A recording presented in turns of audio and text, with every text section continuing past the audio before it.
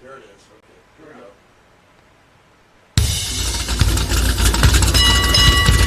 go. You got the award-winning In-Wheel Time Car Talk Show. You don't want to know what we won. Coming up, we talked to NHRA drag racing champion Angel Sampei. All right. I'll give you my thoughts on another electric, the Chevy Blazer EV. And Jeff has this week's Motor Minute. Yep. Just ahead on the In-Wheel Time Car Talk Show. Howdy, along with Mike, out of this world Mars. We always need more Jeff Zekin. I'm Don Armstrong. Glad you could join us today. Thank you very much. It's hot. Very hot. Very hot. You know, let's check in. Let's check in right now and find out how hot it is in Louisiana. Okay. Angel Sampei, good morning. How hot is it over there? I haven't been outside yet, but hell hot is probably the best description I can give you. Well, it's pretty miserable here. Yeah, well, it was 100 degrees here with a feels-like temperature of 113 yesterday. Yeah, that's about the same as here. Yeah, that's what I figured as much. Well, it's great to see you again, and congratulations on your success with the Nitro Dragster, the fuel-injected Dragster, to 270 miles an hour. You do that on a regular basis. So let me ask you this. I mean, for all those decades, you raced motorcycles at basically 200 miles an hour as you cross the finish line. What's it like going 70 miles an hour faster? Well, the first time I got in the Dragster, I hadn't been down the racetrack in anything or on anything in a year. And so my first time in the car, not only was I doing something I had never done before, and they gave me a piece of paper with the procedure written down on it. That's how I learned how to do it. Like an old recipe or something. Right on the back of your hand. Exactly. Yeah. The procedure was written down on a piece of paper. So it was literally just sit in the car and go through the process in your mind. But when I stomped on that pedal and that car took off, I don't know what happened. My brain just went, it was a blur. I couldn't see where I was going because I went into tire shake pretty much immediately. And I thought, holy crap, if this is what it's like, I'm not going to be able to do this. But then I found out later, when they came and got me, that was tire shake. And let me tell you, you literally go blind. You cannot see anything, and it hurts. It gives you a headache. Wow. But, it took me about 3 passes to get it about halfway down the track. And then we tested a second day, and I was making full passes that second day. But it took me probably 20 to 30 runs until I really started to feel comfortable. It was so fast. It doesn't sound like 50 to 70 miles an hour faster. It doesn't sound that fast. But when you're doing it in that short of a time period, it's unbelievably fast. So going from an A-Fuel dragster to a top-fuel dragster, which I haven't done yet, but that's in the plan for the future, I can't even imagine what that's going to feel like. So I'm hoping that I can continue to get used to the speed. I'm processing the information really well now, and it's starting to slow down for me, and it's just a whole bunch of fun. I can only imagine. So are you, have you made your way down to the Frank Hawley School yet for Top Fuel? I have not. So I'm all AB Motorsports educated. So Antron Brown is doing everything with me as far as teaching me. And I couldn't ask for a better coach mentor and friend. Yeah, he's just an all-around absolute fantastic champion of a human being. And so he is teaching me every step of the way. He's with me just about, I think there may have been 1 or 2 runs that I've gone down the racetrack so far that he was not on the starting line with me. And that was just because, our itineraries didn't match up to where he could make it to the starting line with me. And that was kind of weird because I haven't done anything without him much. But I do have a wonderful team with Corey and Kyle Mihalik, the Mihalik Brothers Racing Team. Corey is the former driver of the car, waiting to get back in when we have a second car. We're working on that. And Kyle is my crew chief. But those 2 brothers are just as amazing as Antron, and they have been working really well with me as well. All of our personalities just really align very well. I'm the red wire, and Antron's my ground wire. And Corey and Kyle are the same way. They're both ground wires for me, and I finally have, I think, the absolute perfect match with teammates and the ones who can teach me and keep me guided in the right direction, and I'm really blessed and enjoying it. Well, your path with Antron is very similar because he was on pro motorcycles for a number of years, right. And that just kind of all goes hand in hand. Yeah, well, he's been telling me since he made the switch to Top Fuel that I should drive a dragster, and of course that was in 2008 when he came out in the Top Fuel car. And 2008 was my last year on a pro stock bike before I stopped for 6 years.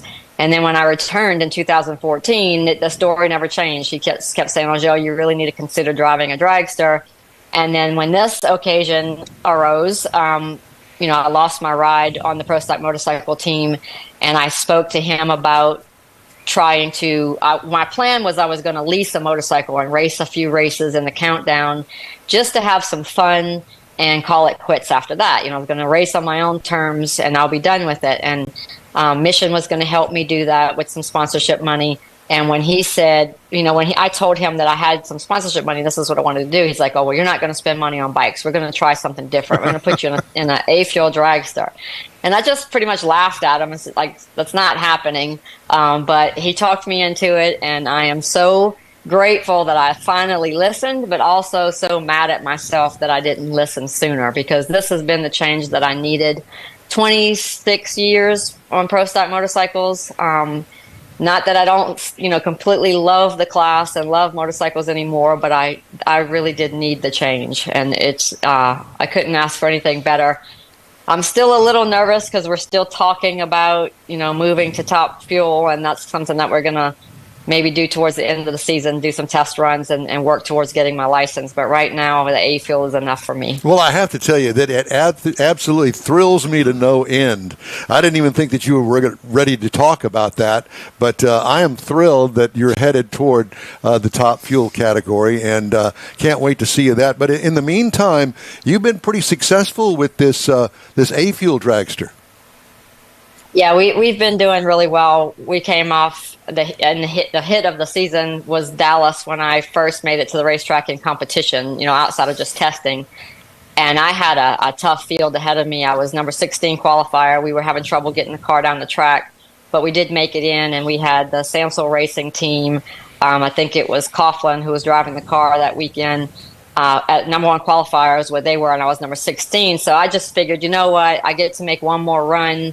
I didn't expect to win, and we got up there and we made it down the racetrack with a really good run, and they didn't, and I got the win and went on to second round and was so excited. And then third round, I had to race Tony Stewart. So oh boy. Then I started getting worried because I had kind of run my mouth a little bit, and I said, when I go to the A-Fuel, I hope I have to race Tony. There's that red wire again. That's it. Yeah, I said, I can't wait to race Tony Stewart and kick his butt. Well, here I am. I'm like, great. Now I'm going to get my butt kicked by Tony Stewart. But lo and behold, well, actually it was second round. I'm sorry, because I didn't go to the final. But we won against Tony, and then I went to the third round and eventually lost there. But moved on to Vegas, had a great race there. I did race Vegas and Pomona in the Samsel car, only because the Mihalik Brothers racing team was not available for those last 2 races. And we did fantastic in Vegas. I went to the final round at the regional, did pretty decent in Pomona. But then I started the season off back with the Mihalik Brothers, and we opened our season in Louisiana at No Problem Raceway, which is a really big event for me, since it's close to home. I think we probably had 50% of the fans were friends and family. So that was exciting. We went all the way to the final round, and I eventually lost to Jackie Frick. And I was pretty bummed because I wanted to win before my home crowd, but was proud of Jackie. She did a great job. But we've had some ups and downs. We've struggled with getting the car on the racetrack sometimes, but we had a test session just recently. We worked those bugs out. And now it's going on the track really well. So we're going to start pushing on it really hard now. We do have the help of Brian Karate and Mark Oswald, who are Antron's crew chiefs, and Antron as well. And then Brad Mason, who's Antron's car chief, looks over everything as well with me. Adrian Long's another assistant on my team that helps. So we have so many good people. It's actually scary to think of how good this could be once we get every bug worked out and I'm 100% comfortable and I start hitting the lights like I need to. I think we're going to be a pretty unbeatable team when we get there. How are your lights today in the A-Fuel dragster? It is so totally different than the motorcycle. I have to do something different. On the motorcycle, you leave with your left hand. On the dragster, you leave with your right foot and releasing the brake with your right hand.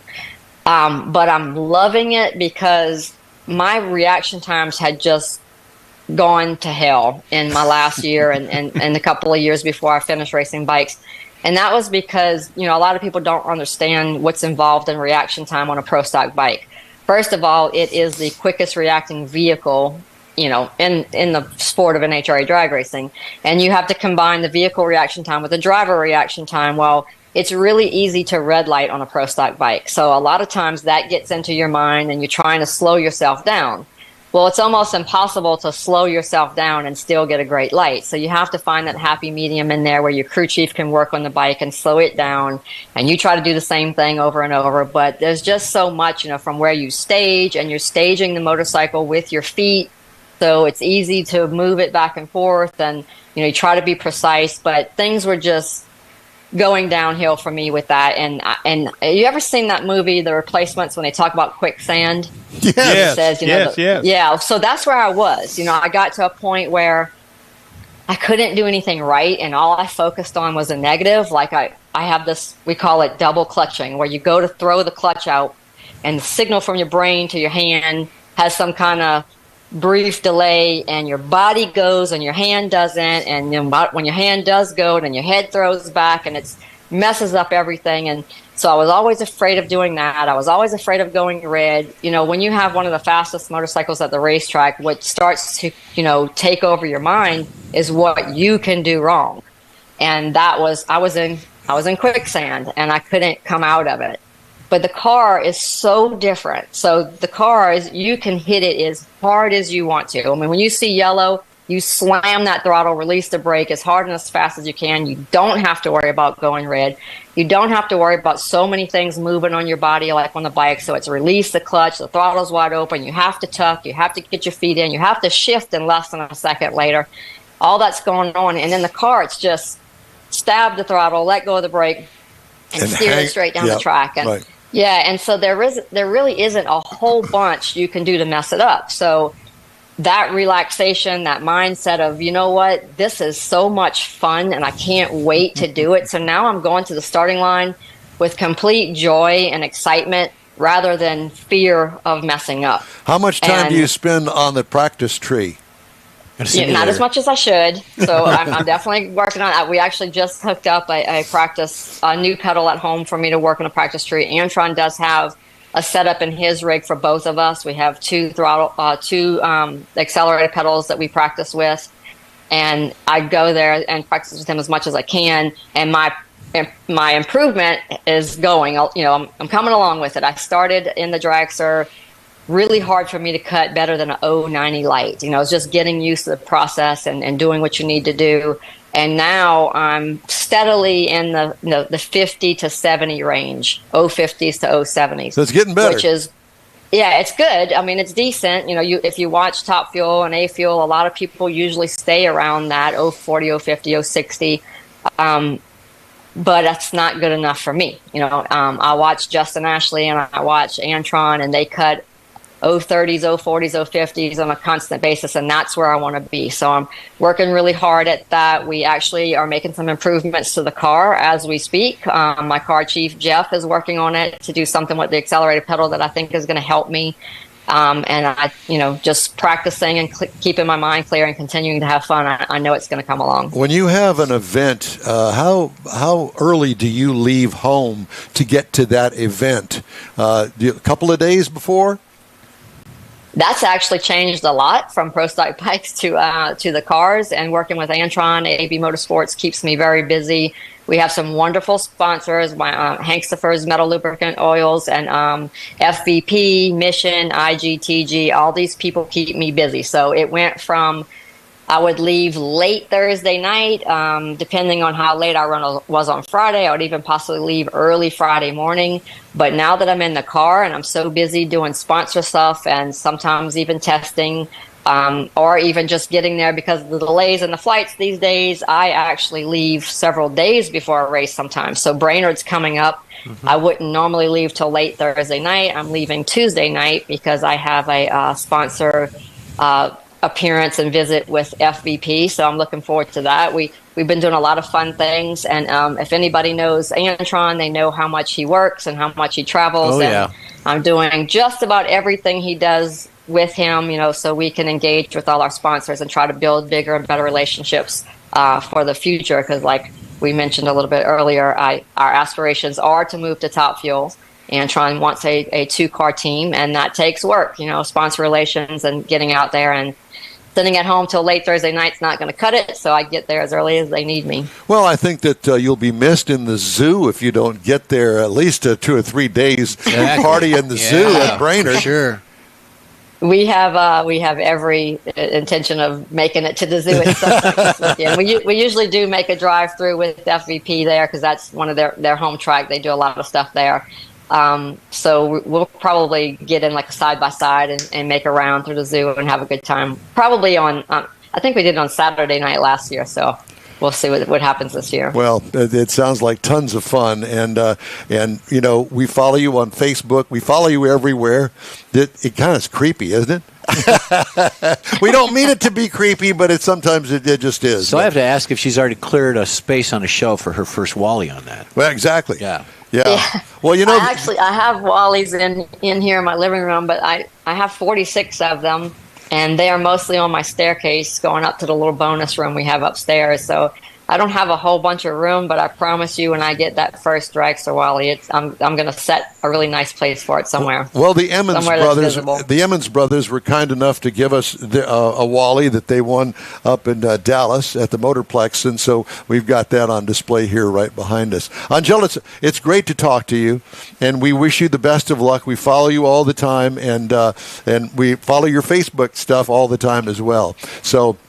Best of luck to you, and keep up the good work. And we're looking. Hopefully, we'll be able to see. Are you going to go to the big race in Dallas in the fall? Oh, absolutely, yes. We so I didn't race like full time the beginning of the season. We kind of took it slow. We had a race, had like 5 weeks off, had another race, 4 weeks off. But now we are in the full swing of things. The only race I will not be competing at for the rest of the season is the St. Louis race, and that's only because NHRA doesn't have top alcohol dragster at that event. But we will be doing the rest of the events. Dallas is a big one for me as well because it's close to home, but a lot of friends and family do go to that one. So I'm looking forward to it. It's an awesome race, too. And if you guys have ever been there for the whole week, there's so much going. The Stampede of Speed is really spectacular. Yes. They do a good job with that. Yeah, so. most definitely. And then my race team, the Mihalik brothers, have never done the West Coast, Vegas and Pomona back-to-back, and that was a bucket list item for them. And I'm so grateful that they're willing to travel all the way from Ohio to the West Coast to do that because, ending the year with the car and the fans that I have there is going to be really fun. But I just want to say again, I want to thank Hank Stiffer's Metalworking Lubricants because they are the ones that stepped up this year. We started the year with all associate sponsors and we were just getting by race to race. We didn't know how much we would be able to complete the season. And Hank Stiffer stepped up and took over the primary sponsorship position, and they have been absolutely wonderful. So if any of you guys out there work with metal, have a machine shop, if you're not using Hank Stiffer's lubricants, please give them a call and give them a try because I am out here continuing my 27-year career because of them, and I couldn't thank them enough. Well, we thank you for joining us this morning, and we're going to see you in Dallas in October, and we're going to have a actual golden invite, I know, from Antron in the hospitality suite. And we'll Absolutely. We'll see. And if he doesn't, you got it from me. I'll be there. Come on over and see me. But, yes, I definitely like to see you guys in person and hang out for a little bit. We love you. Fantastic. Take care of yourself, and thanks again for joining us. Thank you, guys. Thanks for having me. You bet. Fantastic. She is so much fun to talk to. Absolutely. Hey, you can catch the In Wheel Time Car Talk Show 24/7 through the iHeartRadio app. Just look for In Wheel Time Car Talk. We also video stream our live 2-hour weekly show on Facebook, YouTube, and InWheelTime.com. Podcasts available from your favorite podcast provider. The In Wheel Time Car Talk Show continues right after this quick break. Pro-Am Auto Accessories has been serving Houston's auto enthusiasts since 1984, providing world-class products for sports cars, European sedans, and American muscle. Pro-Am is known as the place to go to find exclusive and hard-to-find parts and accessories. Pro-Am is one of the very first distributors in the USA for brands such as Recaro, Redline, Momo, Corbo, and Simpson. Located in the heart of Houston's premier retail sale and service corridor, the Galleria area, Pro-Am's walk-in storefront includes an 8,000 square foot warehouse, showroom, and installation bays. Pro-Am not only sells parts and accessories, but also offers installation and service. Pro-Am is now reaching a worldwide audience through Pro-Am.com, taking its local reputation to the rest of the world. At Pro-Am Auto, you'll be dealing with a small group of professionals who truly want to help you with your automotive needs. If you don't see what you're looking for on the website, call and Pro-Am will lend you a hand. Pro-Am Auto, 6125 Richmond at Green Ridge in Houston's Galleria area. Call them at 713-781-7755. Want to feel good about something special you did for someone special? In Wheel Time and the original Lupi Tortilla group of Tex-Mex restaurants have joined together to help a very worthy cause, God's Garage, a Christian-based 501c3 charity. We know there are lots of places and organizations out there where you can donate a car, truck, or SUV, but we're asking you, our car enthusiast family, to consider donating to God's Garage. Visit godsgarage.org and learn about its mission, the women that have been helped, how each one is screened, and about their Restore You program. A car donation is an easy way to make a difference in the lives of others. God's Garage needs good operating vehicles, but will take all types in working and non-working condition. Make your heart and soul feel good by donating your gently used vehicle and help support single mothers, widows, and wives of deployed military at godsgarage.org. Welcome back to the N-Wheel Time Car Talk Show on this Saturday. A hot Saturday. Hot. It's hot. It is that. It's very hot. Hot. Turn the air conditioner on here in the studio yesterday at this time. Oh, my. And it's not cold in here. No. And it's set at 60 degrees in here. It's working hard. It is working hard. We got the fan going. We're just trying to make it to noon. And that's our biggest fan. It is our biggest fan right there. And it costs us money to have that fan on. Just saying. All right, time now on the N-Wheel Time Car Talk Show for the Motor Minute. I've Jeffrey got a Motor has that. Minute. We're going to bring you up to date on the Andretti Cadillac F1 saga, the debacle, if you want. So F1 owners, the Liberty Media Company confirmed the Department of Justice in the antitrust investigation over the Andretti bid. So what's happening is Greg Maffei, he's the CEO of Liberty Media. It's the company that owns F1. They confirmed last week that, yes, the Department of Justice is giving an investigation into what's going on. So they say they fully intend to cooperate with the investigation, including all the related information, all the documents, and all that good stuff. Yeah. Earlier this year, the Formula One management, which is called FOM, this is Sports Commercial Rights Holder, they rejected the bid. But F1 said, yes, they're going to do it. Well, that's the Federation of International Automobiles that's what the F1 stands for. They came and they're kind of, butting heads on this. But among the reasons that FOM said was that Cadillac and Andretti wouldn't bring anything new to the organization, anything new to the race. Well, that's hogwash. That's horse hockey.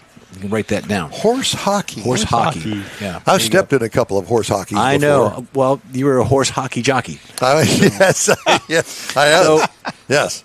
With the rejection, so the Congress is getting involved, and I think a lot of this has to do with Toto Wolff and Susan Wolff, who are part of the media. His wife does work for the media organization, and she's got a lot of strings that she can pull, and she's got a lot of influence there. Yeah. So, and Toto is the Mercedes manager. He runs the Mercedes racing team. So they've got a little bit of conflict. I was going to say. I'm thinking that too, but according to F1, that's okay. Yeah. It's been going on for years and years, but they say that they're going to cooperate and all this good stuff. And I'm on Andretti's side, so there you go. It's to be determined. I think it's going to go forward. So more to come. Okay, thank you. There you go. Time now for this hour's car review. I had a chance to drive the 2024 Chevrolet Blazer EV. Comes in two trim levels, the 2LT and the RS. There's more to come later, but right now, that's it. Reviewed trim level is the RS all-wheel drive. This is considered by the government a small SUV. I say it's a midsize. It's a two-row, five-seat SUV. Exterior changes. The Blazer has nothing in common. This Blazer has nothing in common with the gasoline engine Blazer, okay? Yeah, this is completely different. And here they go again, using a name that they've already got, kind of like Ford did with the Mustang. Yeah, The Mach-E. Yeah. Please. Come on. By the way, what we didn't know, I didn't know until I started doing the research on this, that this Blazer is on the same platform as the Cadillac Lyric. What? Oh, I didn't know that. That's a Cadillac Lyric. It's not that big. Well, Platform-wise, yeah. the platform is the same as the Cadillac Lyric. That's shocking. And it's also the platform for the Chevy Equinox EV. So they're using the same names, but they're different vehicles. Well, the frame must have to be a certain build to do that. Yeah. That's that I got you. skateboard All right, thing. I understand now. Yeah. Exterior features, sleek-looking front fender-to-fender, lightning-fast thing. It looks good. Sloping rear roof line with tiny rear hatch glass, tri-tail lights, faux brake ducts on the front fenders, which is a different kind of take when it comes to brake ducting faux anything. What I liked about it, the unique modern sheet metal. This thing looks good in my opinion. Interior highlights, contrasting two-tone colors make the interior pop on this. Big infotainment screen that's easy to use. General Motors in general has really stepped up to the plate when it comes to their infotainment system. Comfortable seating with unique materials on it. Big center console for storage. Cargo trunk room was adequate, nothing out of the ordinary, but it matches up with other vehicles in its class. What I liked about it, top-notch stuff, and it is a Chevy. It does not look like a Chevy when you get inside of it. It's first class all the way, I'm telling you. What could use improvement? Nothing. It's beautiful, I think. Engine, this is a two-motor electric, so it's got motors in the front and the rear in this one. Now, miles per gallon, it's kind of weird the way that they formulate this, but city 103 and the highway is comparable to 88 miles per gallon for a combined of 96. It gets 300 miles on a single charge. What I liked about it, the mileage, and plugging it into the 110-volt house AC worked for my 60-mile round trip back and forth. Good. So good I if you plug can it do in that. at work, charges there. Plug it at home, it works here.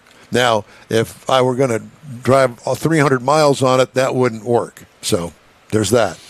As far as other things, 30 minutes with the owner's manual to find a button to turn off the headlight flash that sat in the driveway and flashed all night long, indicating the car is charging.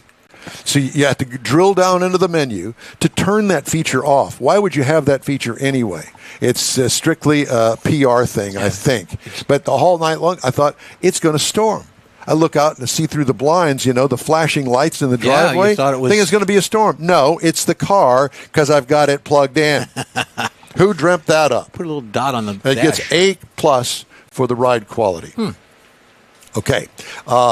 Comfortable ride, handles well, A+ all the way on this car. Base trim price, $56,200.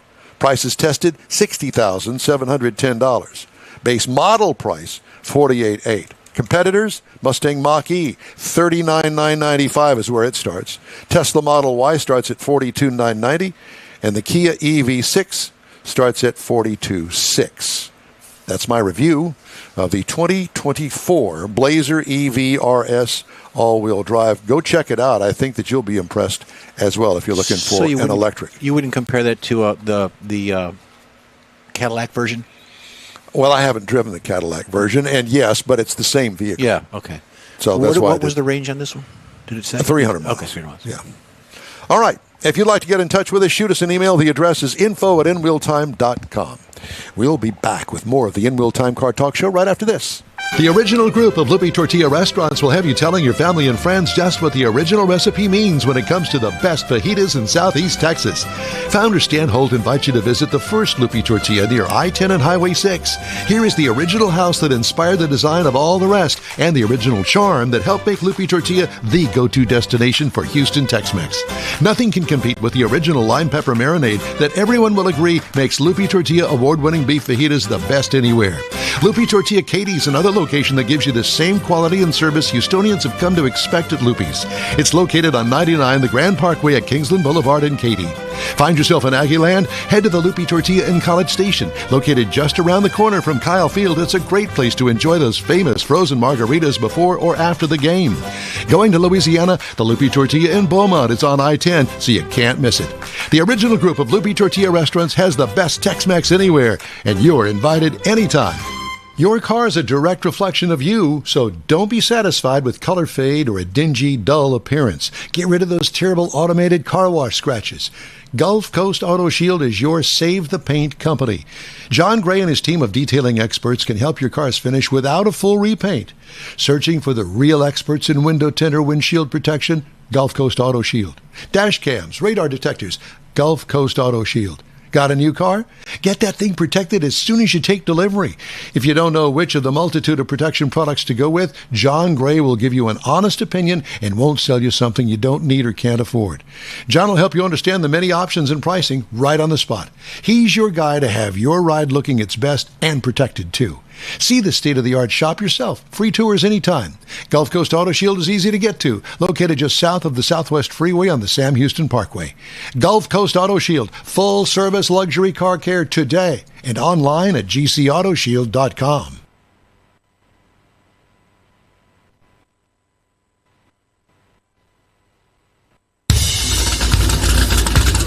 That was goofy. That was One goofy. of those days. Yeah. Well, goofy. you know, the brain. No, there isn't any. So there's the excuse. This is the world's favorite place to go for fun, informative car talk. It's the In Wheel Time Car Talk Show. Woohoo. Just ahead, the Johnny Carson of Car Talk, Jack Nerad. All right. Later, Jeff has the racing calendar. Mars has This Week in Auto History, and he'll get you caught up on the stories making headlines this week. Howdy, along with Mike out of This World Mars. We always need more Jeff Zekin. Our chief engineer, David Ainsley, is not with us today. But he's back in country. He's back in country, and he is moving the radio station this morning, so he's a little bit busy, I think. Lift with your knees. Yeah, always.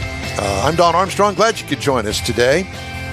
By the way, Mr. Mars, while we have the opportunity, why don't you introduce that He's lovely... on the phone with Jack. Oh, he is? Oh, he's Why on the don't we phone. introduce? Well, you introduce yourself. Well, Paige, it's great to have you with us. Pull that closer to you. This is Mars' granddaughter. Yeah. Thank you for coming today. Of course. I was excited to come today, actually. Were you? You're the only one. Yeah, that's it. No, I've seen y'all show a few times, but I've never actually got the full experience of it. Yeah. Do you like the palatial studios that we have Yeah, here? it's real nice in here. Yeah, is it? Would you like to run the board? She's real nice. Oh, Yeah. She's real Who's going to polite. run the board? Yeah, well, we took your place as far as the introduction is concerned. So it's Paige down there at the end, and she's sitting in today, observing. And this is her introduction into broadcasting, both radio, television, communications, media in general. You taking any? She's a senior. Where are you a senior? Nederland High School. Nederland High School. Nederland High School. Is it a big school, a big class? Oh, yeah, I'd say so. A couple hundred kids, more? Yeah, like 300, close Okay. to 400 maybe. That's All right. good. Yeah. Closer to 500 Is in her it? class. Yeah. Yeah. Okay. Well, that's good. So it's good size. And she knows them all. Do you know the football players? Not personally. I No. know a few, but Yeah. So what do you do in your spare time? What do you got? Any hobbies that you like cars? Do you have a car? I do have a car. Oh. Nissan Versa Note. Oh, that's good. cool, yeah. That's a good starter Little car. hatchback. Mhm. Yeah. Well, my daughter Katie, when she turned 16, I bought her a Ford Focus, and Katie is now 31, and she still has the car. Oh, wow. Yeah, and she says, "Dad, it's not worth anything. I got 186,000 miles on it, Right. and it's been beat up pretty bad, but still runs and drives." So the goal is to bring the car. She lives in Denver, so we're going to bring the car back here. So when she comes to visit, she'll have a car to drive. Her car. Cool. Oh, nice. Yeah. Well, it's kind of ragged out, but that's okay. No, And- it has It was patina. hers, and she did all that. Yeah. Oh, listen, every fender on it's been mashed throughout the years. And there's probably, car now weighs probably twice as much as it originally did because of the Bondo that's on it. Do you have to pay extra street tax for that? Yeah, probably. Weighs more? Yeah, a lot more. Jack here yet? Welcome. sir. Welcome, Paige. Thank you. Is he there? As soon as he unmutes, he'll be here. Oh, yeah, okay. Well, let's go to Jack, shall we? Jack Nerad. Look at you. Hey. Hey. Are you hearing me? We are. Yeah, radio is much better when you can hear people. Yeah. What is that on your face, Jack? I'm not certain. I like it. Yeah, I don't know. I like it, dude. It's that California look. You're looking great, man. Well, that's nice of you to lie like that. I probably will lose it soon, but you look like you're gonna go hang 10 here this afternoon. There's some people who will, and some people in my family who can, but I'm not one of them. Oh, no, boogie board. Yeah, you didn't get into the surfing scene. I was a little late to that. Yeah. My middle daughter was on the surf team here in Manhattan Beach, so went to surf PE in her middle school. So PE was surfing. Do you live in Manhattan Beach? I do. Oh, very nice. I love that. Well, there you have. I do too. Yeah, I could understand why. Well, I just did a review of the Chevrolet Blazer. Sounds like. Yeah, exactly. I had a little brain malfunction there. I've got a lot of it today because Jeff fed me one too many margaritas last night. And blame it on Jeff. Yeah, why not? Well, I got to blame it on somebody. There you go. So I'm going to blame it on Jeff. But at any rate, yes, I had the Chevy Blazer EV. Have you driven one of those? I have not. My partner on America on the Road, our radio show, has, but not I. Well, I will tell you, it's on the same platform as the Cadillac Lyriq. And I'll tell you, Jack, I was really impressed. And that's me saying I'm impressed. Right. One with an electric vehicle, but not only that, a Chevrolet Blazer EV of all things. He had range anxiety reading it. I did. But I'll tell you, I can't wait for you to drive it and give us your impression of it, because I was thoroughly impressed. It's beautiful on the interior. Mm-hmm. Yeah, it looks terrific. I mean, I went to the introduction of that, not a driving event. It must have been. It was pre-COVID for sure. It was all so long ago, and so that's been gestating for that long. Yeah, it's kind of amazing. and that's one of the things that I don't understand. That they'll do the reveal of a vehicle, and then 5 years down the road, there it is. I don't understand that, but whatever. You'd think that they'd do the reveal a little bit closer to its actual release. Kind of makes sense, yes. But yeah. So who are we to say, right? Yeah, well, that's exactly right. We're only the media. We pretty much drive everything that is known to man that comes, especially out of Detroit. I wanted to ask you about your feelings about the state of the American car industry. Jack, we keep hearing of layoffs. We see this huge loss of sales coming from Stellantis. I mean, Ford's not doing well. Ford is, every time you turn around, they've got another recall going on. What's going on? It's difficult times, scary times, and you're identifying a couple of things that I'm pretty concerned about. I'm concerned about my Stellantis friends. I think we're all concerned about Jeep and Ram, and where that's going. Those are vehicles I love typically. I mean, I love a lot of the Jeep lineup. I love the Ram trucks very, very much.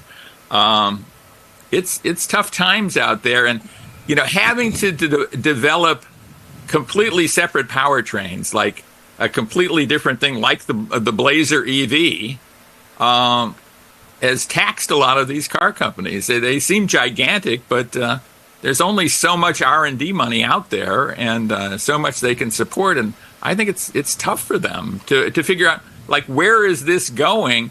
And with every car company losing money on selling EVs, with the possible exception of Tesla, you can't make money if nobody's making money selling individual cars, right? Well, I guess what I really don't understand is why. Why did they drop the two things that Stellantis is known for under the Dodge brand, the hottest selling cars that they've got, and moved completely away from the horsepower thing? I mean, they developed that over years and years and years. There's always excitement every year. And even in mid-year, they'd come out with a more horsepower engine or different platform, something different all the time to entice more buyers. Drop it completely. If you can remember, though, 7 years back, when everybody was saying we were going to 100% EV in a very short period of time, you can kind of say to yourself, well, do they believe that or not? And General Motors believed that, and maybe to their detriment, or maybe that's going to be a good bet for them. I think Stellantis was less keen on that idea, and maybe to some extent, but then they switched, kind of at the wrong time, right? I mean, they kind of went, okay, we're going to go really emphasize electric now, when it's getting pretty obvious that electric isn't going to be a majority of the market for years, maybe for a decade, maybe for 2 decades. It's hard to imagine that we're going to see 100% adoption of EVs, even in my lifetime, our lifetimes. Exactly, and I think that's part of their problem is they have to they still have to make cars that people want to buy, to Don's point. So, and they had this group of cars. I mean, the Dodge Brother commercials. People talked about the commercials as much as they talked about the cars because of the excitement they brought. And like you say, they kind of waited a little late to make the commitment to the EV source. But when they did, they went all in. And it's like, wait a minute. Well, let's throw away everything we got making money that's going to allow us to do this instead of just it's kind of like making the jump to EVs without having a hybrid to kind of go across there and span that gap thing. Yeah. It's just all in. It makes no sense. All in. And they have a couple hybrids, but they're not particularly good hybrids, right? And Dodge Hornet. Yeah. And moving on to Ford. Ford bothers me with, the recalls are constant. The one thing that they touted for so long was the EcoBoost engine, and now there are problems with the EcoBoost engine. Oh, yeah. And recalls and buyouts, and it's a big mess there. I think, this switch to turbos, we're just starting to see where that's going to go. I think you guys know my brother is a certified mechanic who's operated his own shop for years and years and years. And he's not a fan of turbocharged vehicles. And to the extent of, recommending that I not look at a turbocharged vehicle from a really popular brand that's known for longevity, just because over time, and I think you guys know too, that the Nerad family keeps their vehicles forever and ever and ever, because I'm a cheap son of a gun. That's just not a thing to do. I mean, the longevity of those vehicles and the complication of those vehicles, and yet everybody's going that way. And even out of Toyota, certainly noted for reliability, they have tons of turbos going into the market and tons of hybrids going into the market. And all of those are really complicated for the typical independent mechanic to fix. Well, we were speaking of Toyota last week about the 100,000 engines that they're going to have to replace because of debris left over from the milling process in making the engine. 100,000 of them. Oh my gosh! Yeah. At $5,000 an engine, just for the materials of just the engine alone, not regarding labor costs. And they're saying that it's going to take 24 hours of labor to do these changes. Can you imagine the billions of dollars that they're going to have to suck down? Yeah, and I think we're just seeing the tip of the iceberg here. I think we're going to see a lot of vehicles, a lot of engines being replaced. I don't know where this is going to go, but it's very tough time to be a car executive. I can tell you that, because you have to kind of figure out. You just have to place bets, and your bet can be wrong. And if your bet is wrong, you can lose your company, quite literally. Yeah. Or lose your position in that company real quick. That can go like that. Going back to what you said about Stellantis and friends that we have in there, Jim Morrison comes to mind in particular with Jeep, and what a great guy and a great representative, and he's no longer with Stellantis. And the list goes on and on, as you know. Right. Now Nissan is going through another salaried worker reject, if you want to call it that, with over 1,000 workers there. It's sad, but drill it down to the local dealer, and you're going to go, well, the margins keep getting smaller on the cars. They're trying to keep the price down, but the prices keep going up on the cars. Average price of a car now, $50,000, Jack. Yeah. Inflation's crazy. And, used cars have gone up, rapidly, too. I mean, maybe that's mitigated a little bit, but inflation doesn't help anybody, right? It's a tax on everybody. Right. And so just working in inflationary times, as we've been in for the last 3 years, is very, very difficult. And going forward, we're seeing fewer and fewer people who can literally afford to buy any new car at all. It's a smaller and smaller percentage of the population. And, frankly, I don't recommend to a lot of people that they buy a new car. I recommend that they buy a used car. Probably still a better value than a new car, despite the fact that used car prices have gone up. Well, and it's tough time. You stated that it's tough to be an executive for these companies, but not tough to be a union leader. And that's the rub. Yeah, until all the jobs go away, right? Yeah. It's great to get concessions and higher wages, but then if the work is that prompts the car company to either close a particular factory or farm that production out to, say, Mexico or Canada or somewhere else overseas, that wage gain isn't a great thing for the workers overall. What have you driven lately, Jack, as we close out this segment? What have you driven lately that really excites you? Well, I drove a Golf R most recently. Yes. I don't know if you've driven a Golf R recently, but, so terrific. It's one of those vehicles where I kind of wonder if there's too much technology, but boy, driving it, which drives up the price. I think that vehicle, a hatchback, Golf hatchback, essentially, $45,000 or something out the door. But it's just 315 horsepower, a blast to drive, does everything right. I love that thing. Love that car a lot. Yeah. Was it a stick?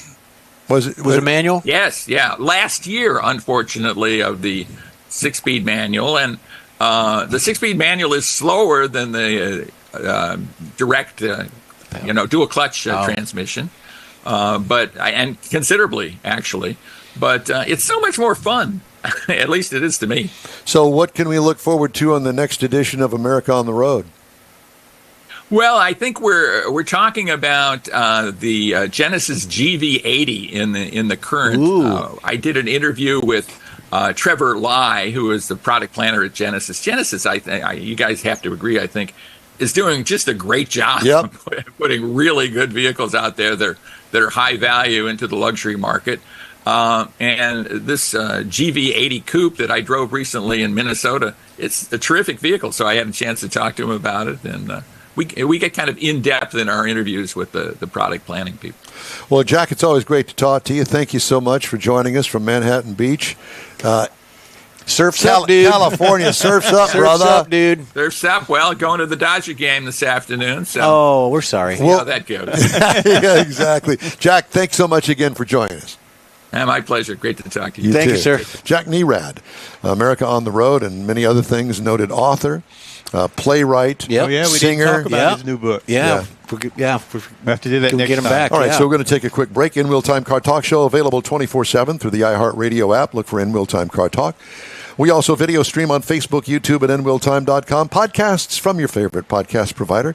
The In Wheel Time Car Talk Show will continue right after this quick break. Pro-Am Auto Accessories has been serving Houston's auto enthusiasts since 1984, providing world-class products for sports cars, European sedans, and American muscle.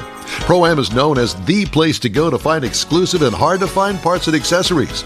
Pro-Am is one of the very first distributors in the USA for brands such as Recaro, Redline, Momo, Corbo, and Simpson. Located in the heart of Houston's premier retail and service corridor, the Galleria area, Pro-Am's walk-in storefront includes an 8,000-square-foot warehouse, showroom, and installation bays. Pro-Am not only sells parts and accessories, but also offers installation and service. Pro-Am is now reaching a worldwide audience through Pro-Am.com, taking its local reputation to the rest of the world. At Pro-Am Auto, you'll be dealing with a small group of professionals who truly want to help you with your automotive needs. If you don't see what you're looking for on the website, call and Pro-Am will lend you a hand. Pro-Am Auto, 6125 Richmond at Green Ridge in Houston's Galleria area. Call them at 713-781-7755. Want to feel good about something special you did for someone special? In Wheel Time and the original Lupi Tortilla group of Tex-Mex restaurants have joined together to help a very worthy cause, God's Garage, a Christian-based 501c3 charity. We know there are lots of places and organizations out there where you can donate a car, truck, or SUV, but we're asking you, our car enthusiast family, to consider donating to God's Garage. Visit godsgarage.org and learn about its mission, the women that have been helped, how each one is screened, and about their Restore You program. A car donation is an easy way to make a difference in the lives of others. God's Garage needs good operating vehicles, but will take all types in working and non-working condition. Make your heart and soul feel good by donating your gently used vehicle and help support single mothers, widows, and wives of deployed military at godsgarage.org. Thanks for joining us. You're on the In Wheel Time Car Talk Show. Let's look at the racing calendar. Not much going on, ladies and gentlemen. What's up with that? Well, because the Olympics, they're off Oh. today. Actually, today qualifying for the Craftsman Truck Series. By the way, speaking of which, speaking of play-by-play announcers, the Diffie guy who's been doing IndyCar is now at the Olympics. He finishes up today. Yeah. The guy with the Australian accent, Yeah. he's moving to NASCAR. Yeah, there's a lot of movement going on in racing, but Well, but I'm talking about play-by-play Yeah. guys. That's a big Yeah. move. Anyway, go ahead. NASCAR's Richmond tomorrow. They're going to qualify today, practice all that. Like I said, the Craftsman Truck Series goes off tonight at 6 o'clock. It's on the USA Network. Mike, tickets are still available in case you want to take your granddaughter. Well, I was thinking about Yeah, that. there you go. And that's pretty much it. IMSA, drag racing, Brainerd. We talked to Angel. That's coming up next week. So, Yeah. Okay. There you go. All right. Time now for this week in auto history. Mr. Mars has that. We always look forward to this segment. By the way. do. It's a good stuff. I learned some things, last week, and I picked Well, up that's few a change. things. I know. But this week, I learned a couple of things as well. Like this week, back in 1900, the Firestone Tire and Rubber Company was founded by Harvey Firestone. I remember that, yeah. I figured you were there at the ribbon cutting. I was. And then in 1926, At they the rubber actually cutting. opened the world's largest rubber plantation over in Africa to supply them with rubber for their tires. Yeah. Which I never knew anything like. It was over 1 million acres. Then Of rubber tires? of rubber that they were growing to make the rubber tires. Okay. Then coming up, also this week, like August 6th, Nash, the famous Nash Car Company, was Oh, the God. first American car manufacturer to put seat belts as a factory Look at option. that beauty there. That's a would In you? beauty. 1949. Yeah. Now, they were installed in 40,000 cars. People didn't like them, so they had them removed.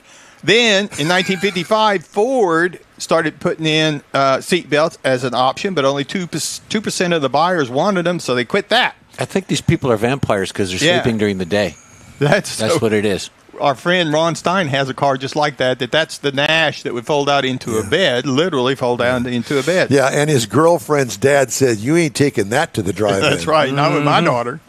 Also this week, 1968, the American Motors Company introduced the AMX. Now, this was the two-seater sports car that competed against the Corvette, which had an inch longer wheelbase but cost a little more money.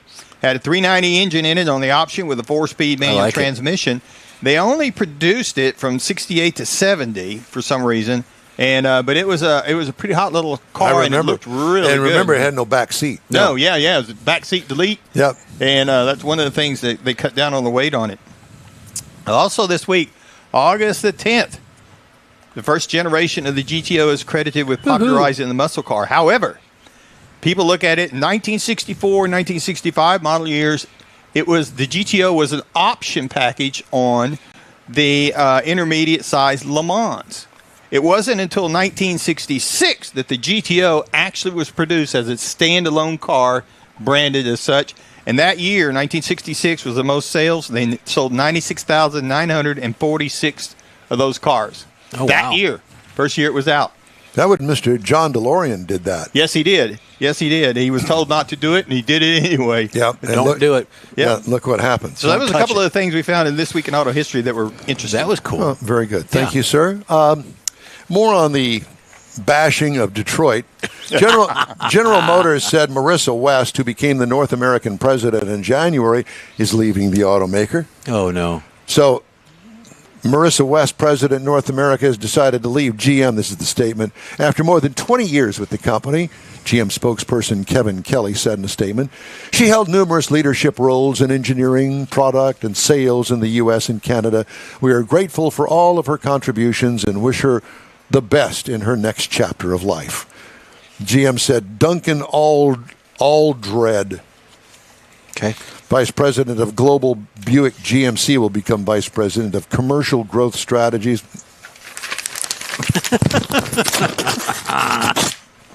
There's that story. Tell us how you feel about that. Yeah. I don't understand what they're doing. They don't even understand what they're doing. No, they don't. That's kind of the problem. And Del Grande Dealer Group in California's Bay Area has agreed to pay $290,000 to settle an environmental protection case brought by the Santa Clara County District Attorney's Office. The civil complaint filed by the office in local Superior Court in June alleged the dealership improperly disposed of brake parts cleaner, automotive fluids, and circuit board parts. The Environmental Protection Unit, part of the District Attorney's Office, has prosecuted several civil cases involving hazardous waste in the automotive industry, including a $4 million settlement with Firestone Complete Auto Care in 2022. The office began unannounced inspections of Del Grande trash containers in 2021, rooting around in the garbage, discovering hazardous waste and customer records, dumpster diving. It said, at locations in Alameda, Solano, Contra Costa, and Monterey counties. The judge ordered Del Grande to pay $215,000 in civil penalties. The group also must pay about $50,000 to cover investigation costs and $25,000 to support training for California regulators. Del Grande declined to comment. Wow. Sounds like a Mexican dish. I'll have the Del Grande. It does, doesn't it? Yeah. A little Tex-Mex. Making me hungry. A Del Grande. With a margarita. A margarita, with some corn and flour tortillas. I like both. White corn tortillas. Oh, yeah, there you go. The white corn I like. I don't like the yellow corn. No, I don't Charo either. or refried? Yeah. Charo, if I can get them. I know. Yeah. I'll have refrieds occasionally, but... Salt or no salt on the Rita? Oh, no. No salt. Makes my ankles swell. I just can't stand that. And this is a part of our cooking segment. That's later. We'll go into detail. Mike's going to make a cake. This story just really ticks me off. Oh, which one is that? We can see that, the Del Grande. No, the General Motors thing. The GM. Oh, she's left us. No, she hasn't. She got fired. You fired her. You put her in a position she couldn't handle for whatever reason, or she ticked somebody off, and out she goes after 20 years. She complained because you were selling the Ren Center or something. I know somebody that... Anyway, I don't even get into He that. knows a guy that knows a guy. I know a guy. Hey, we'd love to hear from you. Just shoot us an email. The address here is info@nwheeltime.com. Hate mail, whatever it is, send it. We like it. We'll read it on the air. Time now for a quick break. You're on the In Wheel Time Car Talk Show, streaming and podcasting around the planet. Look for us from your favorite podcast provider. The original group of Lupe Tortilla restaurants will have you telling your family and friends just what the original recipe means when it comes to the best fajitas in Southeast Texas. Founder Stan Holt invites you to visit the first Lupe Tortilla near I-10 and Highway 6. Here is the original house that inspired the design of all the rest and the original charm that helped make Lupe Tortilla the go-to destination for Houston Tex-Mex. Nothing can compete with the original lime pepper marinade that everyone will agree makes Lupe Tortilla award-winning beef fajitas the best anywhere. Lupe Tortilla Katie's another location that gives you the same quality and service Houstonians have come to expect at Lupe's. It's located on 99 the Grand Parkway at Kingsland Boulevard in Katy. Find yourself in Aggieland? Head to the Lupe Tortilla in College Station. Located just around the corner from Kyle Field, it's a great place to enjoy those famous frozen margaritas before or after the game. Going to Louisiana? The Lupe Tortilla in Beaumont is on I-10, so you can't miss it. The original group of Lupe Tortilla restaurants has the best Tex-Mex anywhere, and you're invited anytime. Your car is a direct reflection of you, so don't be satisfied with color fade or a dingy, dull appearance. Get rid of those terrible automated car wash scratches. Gulf Coast Auto Shield is your Save the Paint company.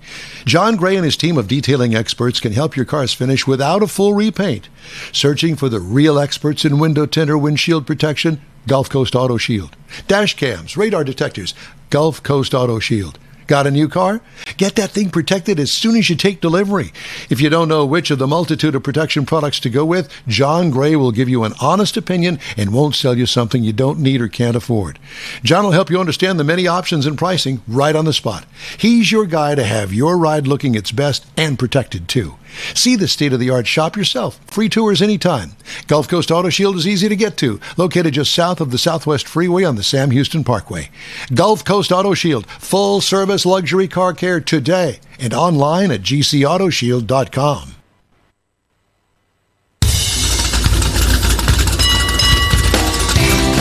It's the In-Wheel Time Car Talk Show. Coming up, an insider look at Formula E racing.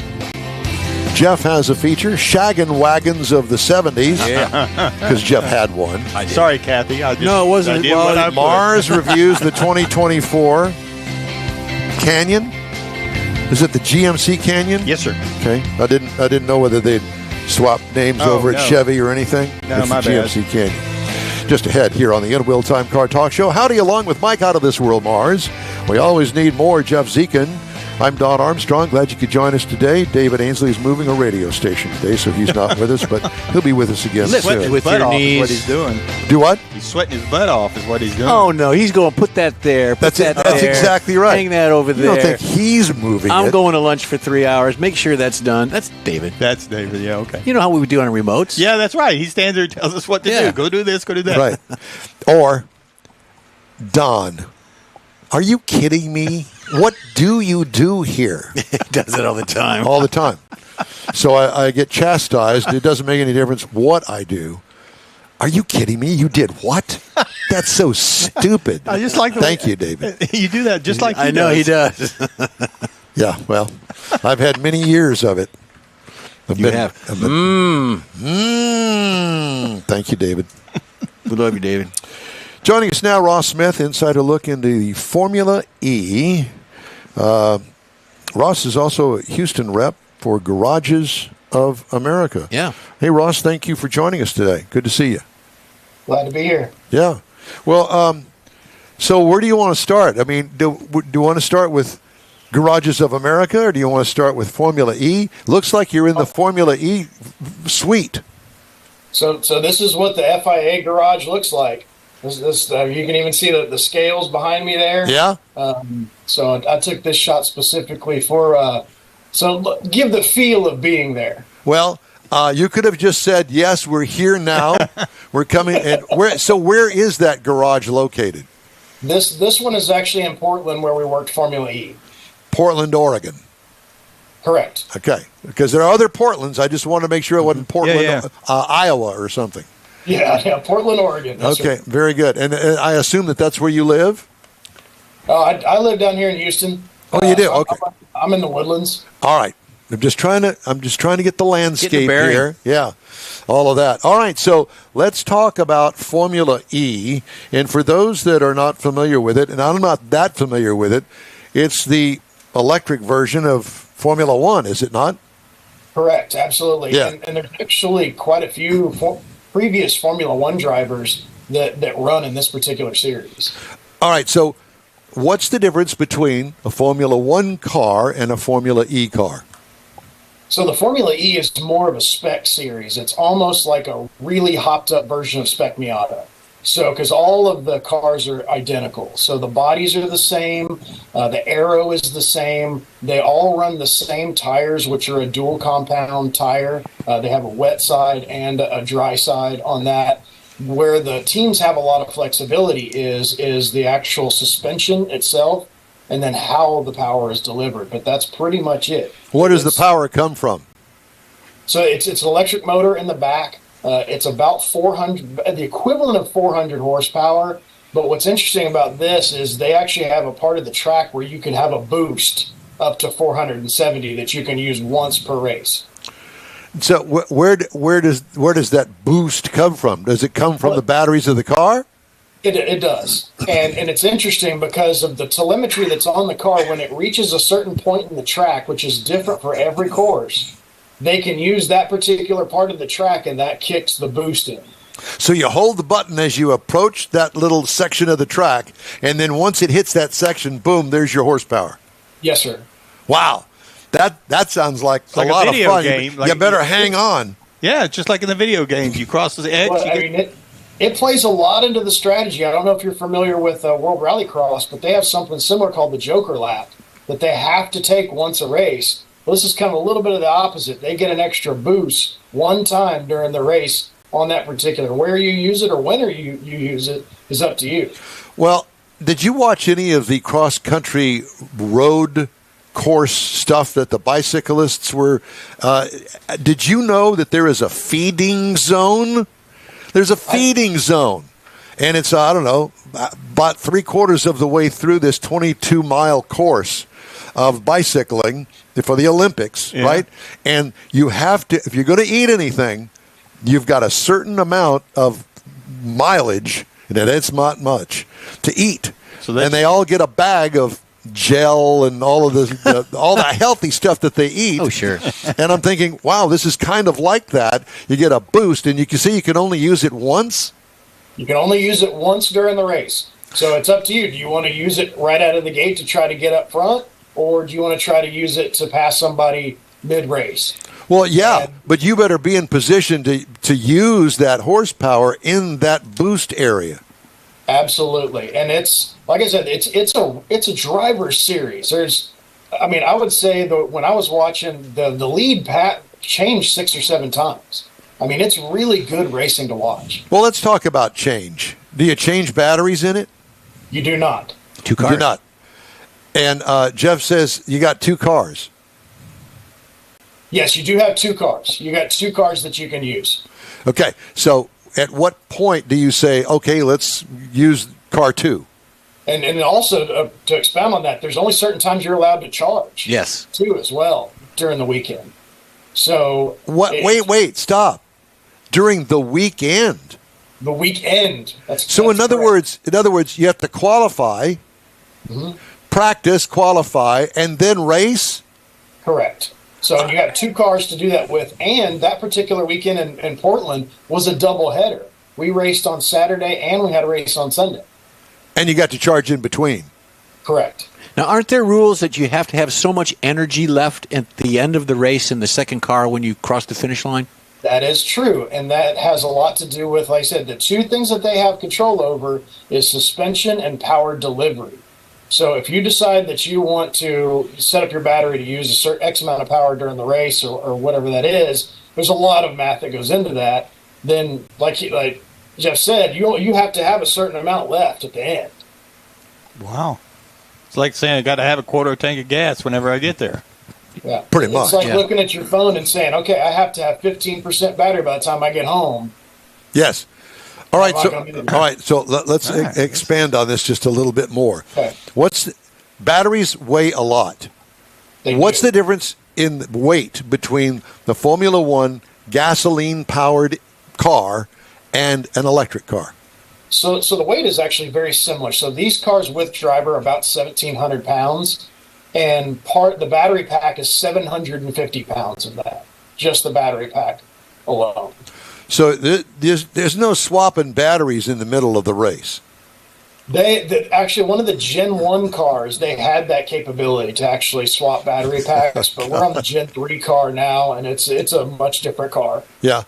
And how much space in the car? I assume that the thing is down underneath the car, the bottom of the car. Yeah, it's as low. They try to get the center of gravity as low as humanly possible with that battery. Well, what does it do as far as effect is concerned when it comes to aero underneath the car? Because in these kind of cars, I mean, it's really all about the aero. Right, and that's the thing is like you on a Formula One car, you can adjust aero. You can adjust, and on these you can't. The aero is fixed, so it goes along with the spec car. Wow. All right. Spec car being the key, so everybody's the same in that regard. It's basically like going to a circle track race, and there are certain divisions, if you will, certain categories of cars. You ain't going to touch that engine. The engine is sealed, signed, sealed, and delivered. And the only thing that you can really do is adjust the suspension on the car and the way it goes around the track. Correct. And these things are fast. They actually beat the 0 to 60 time for the Formula One cars. Yeah. Because the fastest they went was 2.49, and the previous record was 2.6.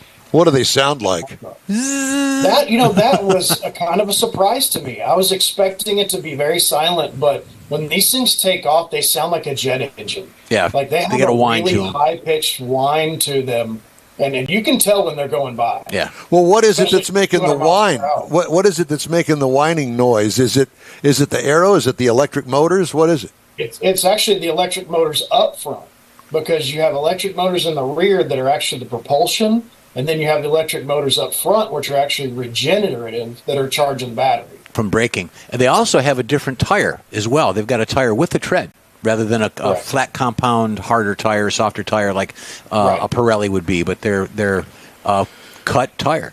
What's the difference in price between, or value, however you want to call it, in price between a Formula One car with a gasoline motor in it and this car? I mean, you're still talking. The Formula One cars are a lot more expensive, just in the fact that the development that goes into those is outrageous. So you factor that into the car. So that's one of the nice things about this series, and a lot of teams are looking at this really hard. Because, I mean, you've got Maserati, you've got Porsche, you've got a lot of manufacturers that are in this type of race. Do you have Cadillac? Not yet. Well, Come on. Come on now. Yeah. Well, Not yet. but that kind of makes sense if they're all running the same tire, they're running the same battery setup. I guess are the motors the same?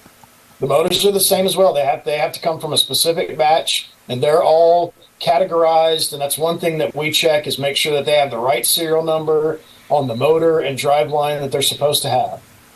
So have you ever gone back and gone, now wait just a minute, he's cheating. He's got more ohms and amperage on this motor than I do. You ever do that? I have not had that issue, but the FIA has definitely caught some folks trying to work within the rules. Let's put it that way. So being FIA, you're under the umbrella of the Liberty Media. Is that correct or no? You still own, because Liberty Media owns it. I work for an independent team that the FIA contracts for. We do a lot of stuff. We do Formula One, MotoGP. We do the World Endurance Challenge, Rallycross, Formula E. So we do a lot of different stuff. So we work for the FIA. Now, COTA's coming up September 26th, I think, out in Austin. That's right. Are you going to be any kind of things going on there with that event? Because it's going to be, I think absolutely. it's a WES. I think it's a world event. Yeah, that is the Lone Star Le Mans. Right. And we will definitely be there in force in the tech garage. Cool. How many electric cars, Formula E's, that you have on the grid when you start every race? Is there a limit? Well, right now, if I'm not mistaken, they have 24 teams with some cars. So would you be one of the 24 teams on the grid, the starting grid for the COTA race? So we actually work in the tech shed. We're the guys that they have to go through to get on track. So we work with all the teams in compliance and making sure that they're within the rules. So between you and me, how about this Cadillac Andretti going into F1 for 2025, 2026? What is your opinion on that? Because I'm an Andretti fan, and I hope they get it. So, Andrew, I got to talk to Andretti actually at Formula E. He was there in Portland, and got to comment to him while we were standing on the grid that I hope that he got there sooner than later. Yeah. Kind of snickered. So I'm in full support of them. I can't wait for them to be another team. They're going to be a gorilla in the room. They are. They're going to be a force to be reckoned with, and I think that's what they're worried about. Well, too bad. Somebody's got to be. You bet. Oh no, more competition. Well, from 10. Well, you said you got 24 teams on the east side. They've only got 10 on the Formula other Formula side. So Right. what's one more? I mean, Yeah, exactly. would you allow a I'm really 25th? rooting for them. I think it's only a matter of time. Yeah. So hopefully sooner than later. Yeah, he was fixing to ask, is there a limit to the number of E-cars, that like the 24 they got, or is that just happens to be where they're at?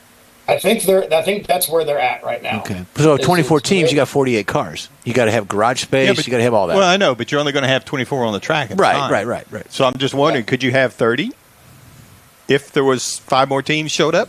Well, then you're adding double the cars, too, so you got to have room and capability for that. Well, I understand. I'm just asking. Yeah, in Formula E, I think they're wanting as much competition as they can get. I don't think that they would turn away another team, and it's growing a lot. It's actually a lot of fun to watch. It is very, very good racing. It is. It's cool to watch. I've watched it on TV. Ross, is this your full-time job? No, sir. No, I actually do real estate. You're a real estate developer, a broker, one of them bajillionaire guys. Right, well, easy. His tax man's listening. Yeah. Right. Yeah. So how many guys are on that support this team when they go race to race? How many guys go to the race? It really depends. So on Formula E, we have 12 guys, and then you also have the FIA particular scrutineers as well, which there's typically 10 to a dozen of them at any given time at a race. But like for WEC, which we're going to do in coming up here pretty quick, we're going to have 30 guys out there because we need somebody in every single garage watching for 6 hours straight. Do you need any help? Well, we'll take all the help we can. Our team is kind of interesting. We're made up of a whole lot of previous engineers from Chrysler, GM. We've got a couple of guys from NASA. You really have somebody to get on this team. Somebody has to die. Let's just be honest. Hey, we can make that happen. I know a guy. We know a guy. I know a guy. I'm probably closer to that than anybody on your team. No, they said not natural causes. Oh, I see. Natural causes. I see. Not unnatural causes. I got you. It is a very, very tough team to get on. I bet. It sounds like it'd be a lot of fun. Yeah, that everybody. And, congratulations on that. That's so great. Who do we know from Formula One that is driving Formula E? For example, like Nick DeVries. Marco? They just got dropped from, what was it, Alpine? No, it wasn't. Where did he get dropped from? From Red Bull, the AlphaTauri, which is now Red Bull, Visa, Cash App, whatever the heck they decided to name that team. And Marco's driving, isn't he? Yeah, Marco's driving as well. So he's DeVries is driving. He actually did a great job that weekend. But is there a Fittipaldi involved?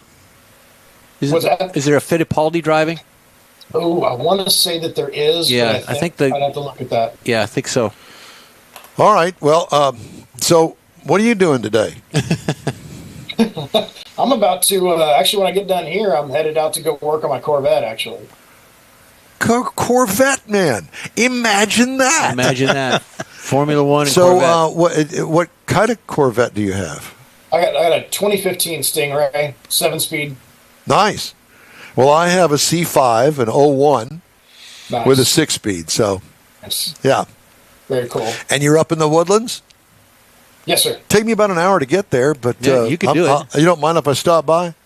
Sure. He loves your shop the way it looks. Yeah, we love your shop, and I want to get some pointers on this shop. Mm-hmm. There you go. All right, Ross, it's great to talk to you, Thanks, my Ross. friend. And we thanks for putting up with our sense of humor, if you want to call it Absolutely. that. Yeah, Thanks for having me. Yeah, well, let's check in next time. When you get done with COTA, let's talk. Okay. All right. Definitely did it. You got it, Ross. Thanks so much, Ross Smith, the insider look into Formula E. Yeah, very cool. Hey, the In-Wheel Time Car Talk Show is available 24/7 through the iHeartRadio app. Just look for In-Wheel Time Car Talk. And a new daily podcast is available from your favorite podcast provider, too. So we have that. We also video stream our live 2-hour weekly show on Facebook, YouTube, and InWheelTime.com. The In-Wheel Time Car Talk Show continues right after this quick break.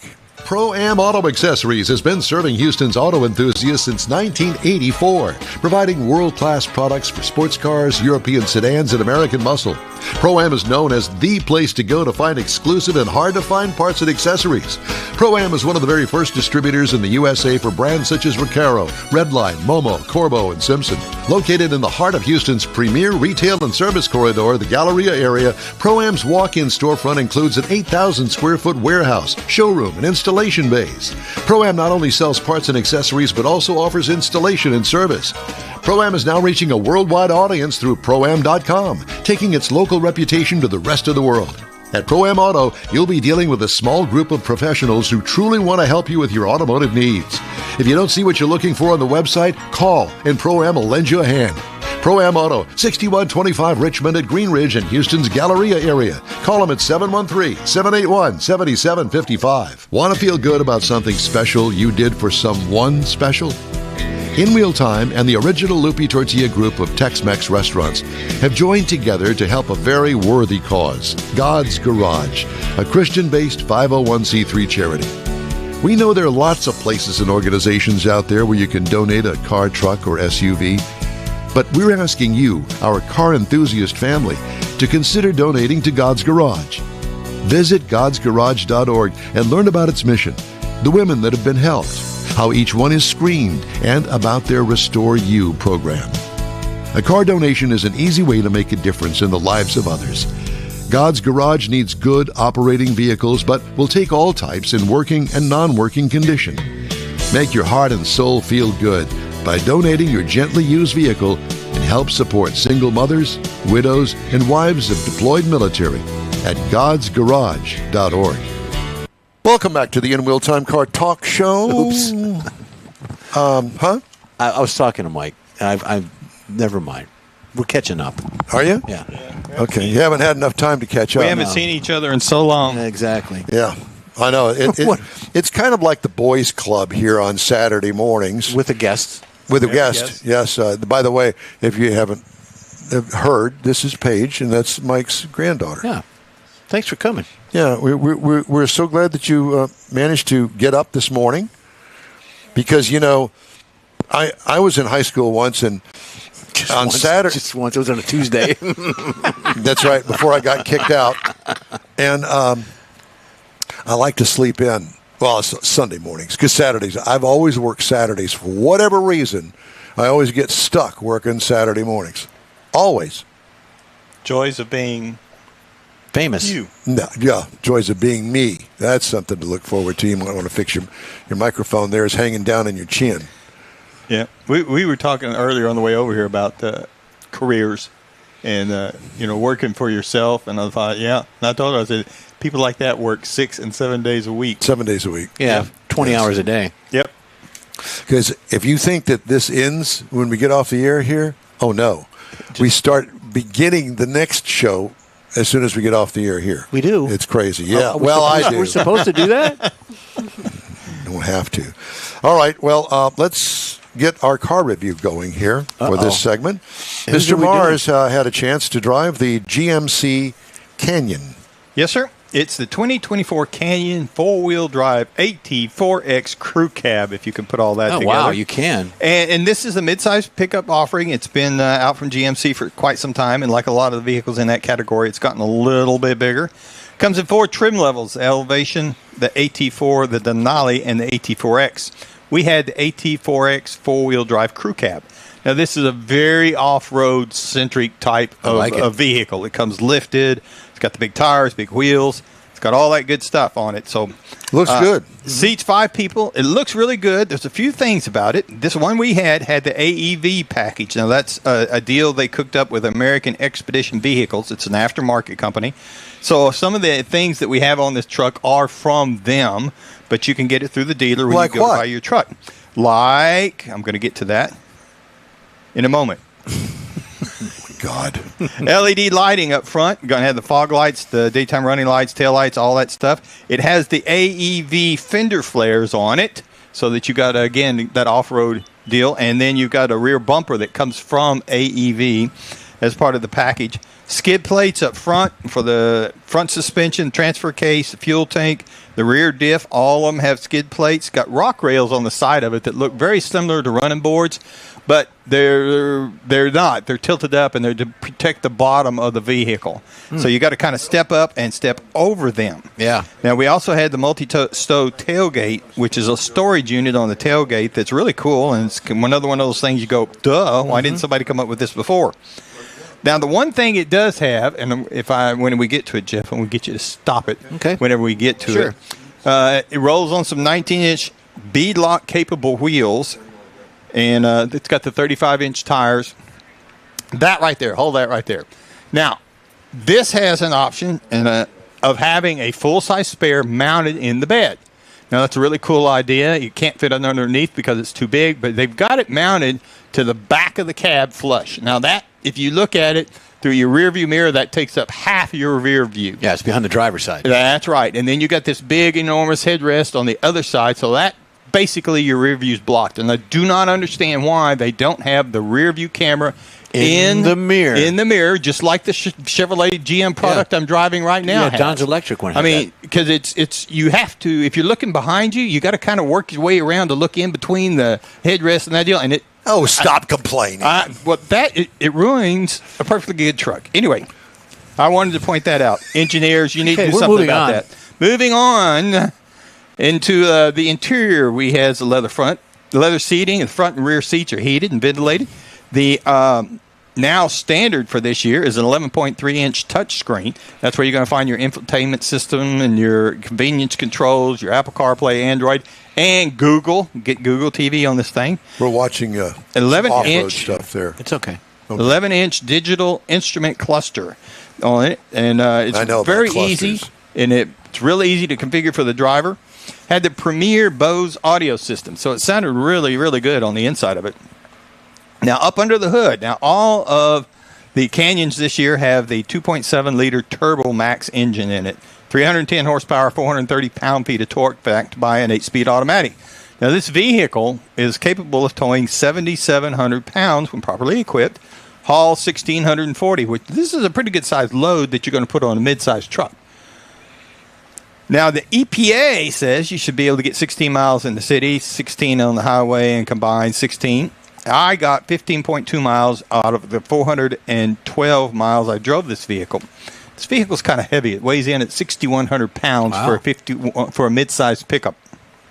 This pickup truck is the same size as the old half-ton pickup truck. It's within inches, absolutely. It's almost as big as that Ram truck that sits beside it in my driveway.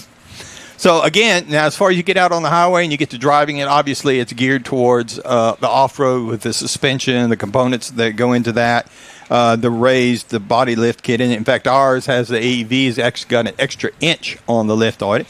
So it's a very firm ride, but it's not harsh. It's surprisingly, and I think that's because of the tires and the sidewall flexibility in it that kind of lightens up on that. And again, as I said, it does set up high. You got to step over the rock rails, and if you try and use them, you got to be careful to make sure it's not wet because you will slide off of it. Now, the base model price for a Canyon is $37,595.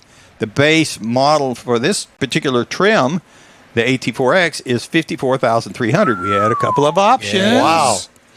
So the MSRP as tested is $67,990 for a mid-sized truck. From what to what?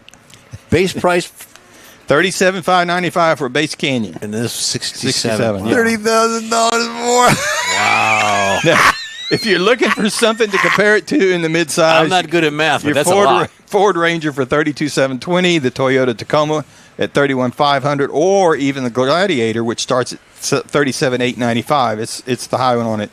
But other than a few little things, this was a pretty neat car. I had one guy stop me at a red light. What do you think? And I said, if you want to go off-roading from the factory, get it. Yep, open up that wallet. It's all yours. Mm-hmm. Hey, today's In Wheel Time Car Talk Show is sponsored by the group of original Lupi Tortilla restaurants in Houston, Beaumont, and College Station. Also, Gulf Coast Auto Shield and Pro-Am Auto Accessories. We continue our show right after this quick break. The original group of Lupi Tortilla restaurants will have you telling your family and friends just what the original recipe means when it comes to the best fajitas in Southeast Texas. Founder Stan Holt invites you to visit the first Lupi Tortilla near I-10 and Highway 6. Here is the original house that inspired the design of all the rest and the original charm that helped make Lupi Tortilla the go-to destination for Houston Tex-Mex. Nothing can compete with the original lime pepper marinade that everyone will agree makes Lupi Tortilla award-winning beef fajitas the best anywhere. Lupi Tortilla Katie's another location that gives you the same quality and service Houstonians have come to expect at Lupi's. It's located on 99 the Grand Parkway at Kingsland Boulevard in Katy. Find yourself in Aggieland? Head to the Lupi Tortilla in College Station. Located just around the corner from Kyle Field, it's a great place to enjoy those famous frozen margaritas before or after the game. Going to Louisiana, the Lupi Tortilla in Beaumont is on I-10, so you can't miss it. The original group of Lupe Tortilla restaurants has the best Tex-Mex anywhere, and you're invited anytime. Your car is a direct reflection of you, so don't be satisfied with color fade or a dingy, dull appearance. Get rid of those terrible automated car wash scratches. Gulf Coast Auto Shield is your Save the Paint company. John Gray and his team of detailing experts can help your cars finish without a full repaint. Searching for the real experts in window tint or windshield protection? Gulf Coast Auto Shield. Dash cams, radar detectors, Gulf Coast Auto Shield. Got a new car? Get that thing protected as soon as you take delivery. If you don't know which of the multitude of protection products to go with, John Gray will give you an honest opinion and won't sell you something you don't need or can't afford. John will help you understand the many options and pricing right on the spot. He's your guy to have your ride looking its best and protected too. See the state-of-the-art shop yourself. Free tours anytime. Gulf Coast Auto Shield is easy to get to, located just south of the Southwest Freeway on the Sam Houston Parkway. Gulf Coast Auto Shield, full-service luxury car care today, and online at gcautoshield.com. From the Sugar Shack Studios outside Houston, Texas, USA, it's the In Wheel Time Car Talk Show. Just ahead, it's... What? BYOS. BY, just ahead, BYOS. Boys, spelled backwards. That's it. I don't know. No, bring your own story. Oh. Instead of BYOB.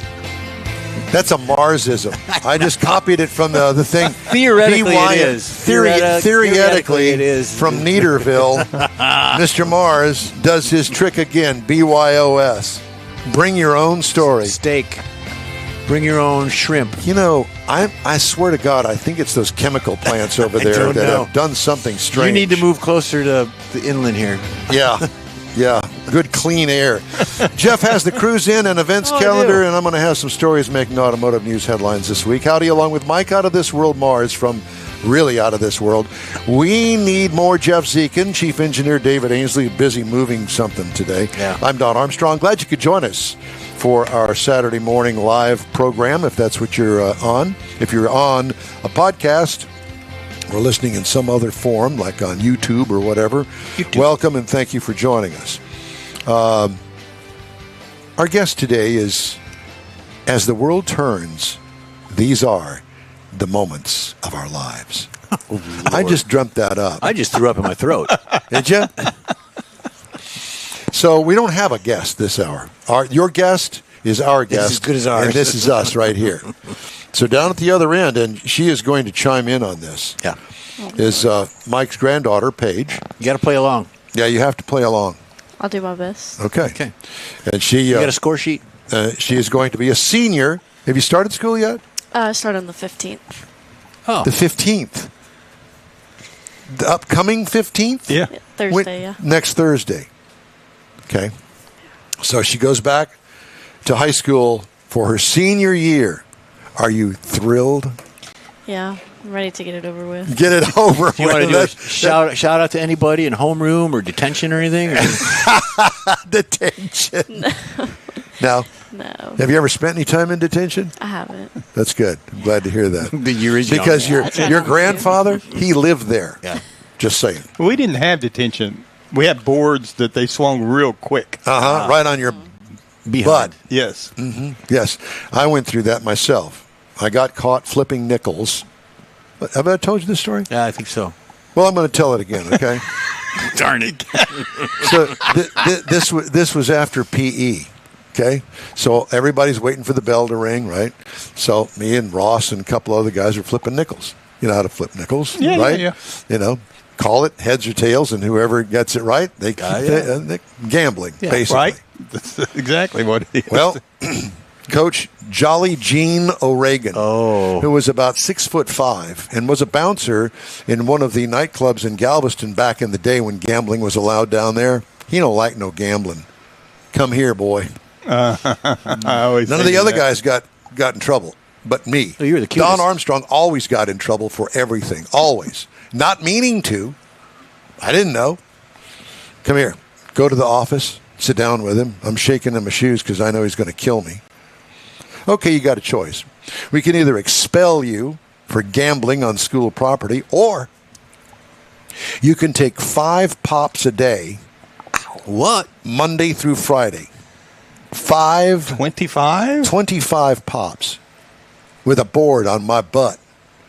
That's abuse. The color of my butt after day 2 was the color of my shirt. It was black, bruised. But by God, I did it. Yeah.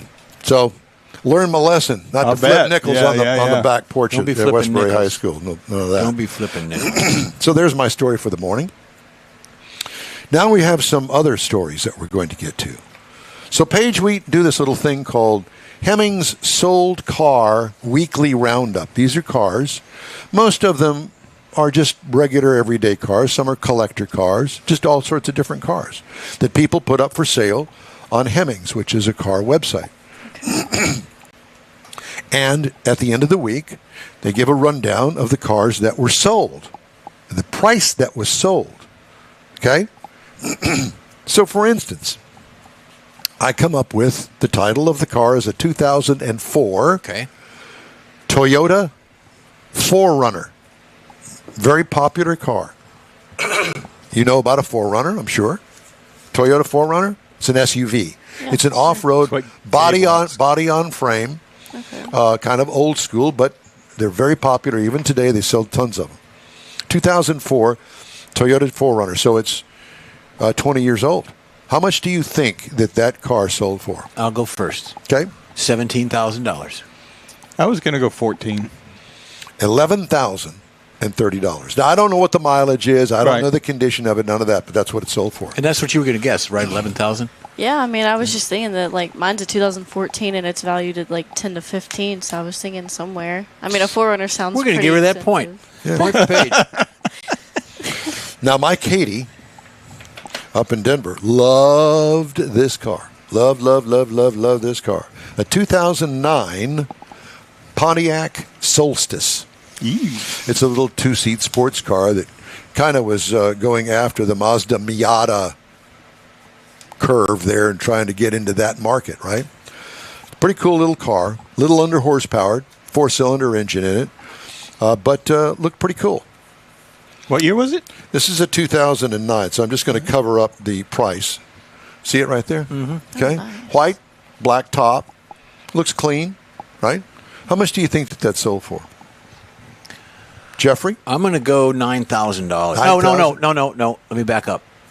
Yeah, an Epiphany. Yeah, Epiphany, $17,000. 17? Yeah. 12. Well, it sold for $13,860. Oh, well. So y'all were kind of in the ballpark. Yeah, we had it surrounded. So you could have a nice little used car there, 2009 Pontiac Nobody Solstice. gets a point on that one. All right. This is for you, Jeff. The points. For you. A 1974 Cadillac Eldorado. Oh, man. Long hood, Eldo. Huge long hood. It's like 6 feet long. Be still my heart. Now, I can't. 77, you said? It's a 74. 74. I can't tell whether it's a convertible or not, but whatever. Probably not. Okay. 74 Cadillac Eldorado. I'm going to go $9,000. $9,000? Can you tell if it's white with a blood red interior? It's now I can tell you that it's a gold. red car. Oh, it's red. Or maroon or whatever. 14. I was just going to say 14 or 15. 18.9. Oh, wow. So it must be really clean and We're really going to get Paige nice. that point again. Yeah. So let's just stay in the Cadillac family. Let's do that. Because this is I'm one. wearing This is one that now at my age I would be interested in something like this. The wheelchair? A 19. There is that. A 1994 Cadillac Fleetwood, which is the biggest Cadillac they ever built. 1994 Cadillac Fleetwood. It is huge. I think it's a dark color. It looks black. A lot of chrome on it. This looks like a limousine actually, Has it got but it's New not. Jersey plates on it? No, it doesn't. 94 Cadillac Fleetwood, very clean looking. What do you think that sold for? $12,000. That's what I was going to say, but I'll go. I'll go with 14. $13,650. Had it surrounded. I'm going to get it. I'm going to take that one because I didn't go over. That looks good. I would buy that. I would too. I would buy the Eldo. It wouldn't fit in your driveway. Let me see the Eldo. There it is. Okay, next car up. I actually owned one of these Look at cars. that. Actually, it was the mother of my children. We bought this car for her, and we got rid of the Ford Pinto for this car. In 1984, Buick Regal. Ooh. So it's got, two-door. It's got that long, elongated opera window in the back. Really a nice-looking car. A 1984 Buick Regal. There's a picture of it. See it? Yep. $9,000. And you can tub it out. Mars? I'm going What do with He said 8. 8. He said 8. I don't know, like 10. Okay. You got 8, 9. You got $5,250. See, I'm going to give you that one. At least I get one. See, that interests me. Yeah, but see, that's one of those cars, though. It's not everybody's going to want it. It's somebody that's got some sort of sentimental connection. to it. Perhaps. And I get rid of the custom wheels on it. I go back to the original wire hubcaps. You know what that is? That is a family selling someone's car that's unable to drive anymore. Probably. That's my Now, guess. here's a I hot get a rod. point for that. Here's a hot rod for you. It looks like it could be a show car, and I'm kind of giving away a little bit of a hint. Okay. 1956 Chevrolet 210, the Bel Air.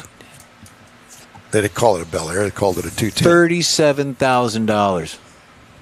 Mars, 29. 35.7. There it is. I'm going to give Paige that one. Okay, here's one that everybody will appreciate. And these stupid things are going for stupid money. I thought that they were really ugly from the day that they rolled off the factory showroom. A 1975 Volkswagen Westphalia. Oh. Now that's the Can one. I phone a friend? I want to call a That's Lilienthal's. the one where that's the one where they've chopped off part of the top, right behind the driver's seat, and they put a camper type top on it that was collapsible, so it looked like kind of a tent. The roof of it, I think, was either aluminum or fiberglass or something. Something like that. So you could Lightweight. raise the thing up so you could stand up in it. Okay, but it's a Volkswagen, What year again? 1975. Westphalia was the name of the company that did these conversions. Right. Yeah, the conversion. They sold a buttload of them. Get the Lilienthal's on the phone. 1975 Volkswagen Westphalia. What do you think that went for? I'll let you go first. 42. Really? Wow. Okay. 27. 18, 113. Probably didn't run. Now, here's one that I thought was very interesting. We're going to keep it in the Volkswagen theme, okay? A 1969 Volkswagen Carmen Ghia. Oh, okay. Now, all this really is a body on a Volkswagen Beetle chassis. Right. The pan and all that. Yeah. Yeah. Very, There it is very, with the headlights yeah. on. See it up there? Sought after car. My brother had a convertible. Okay. Yeah, sought So after what car. do you think that car sold for? It looks very clean. Looks What year is it? 1969. 69. 69 Very good year. Volkswagen Carmen Ghia. Yes, it is. What do you think that sold for, Jeffrey? $31,000. That's a wild guess. I'm just guessing. I'm going to say 14. 16. 19,950. You said 16?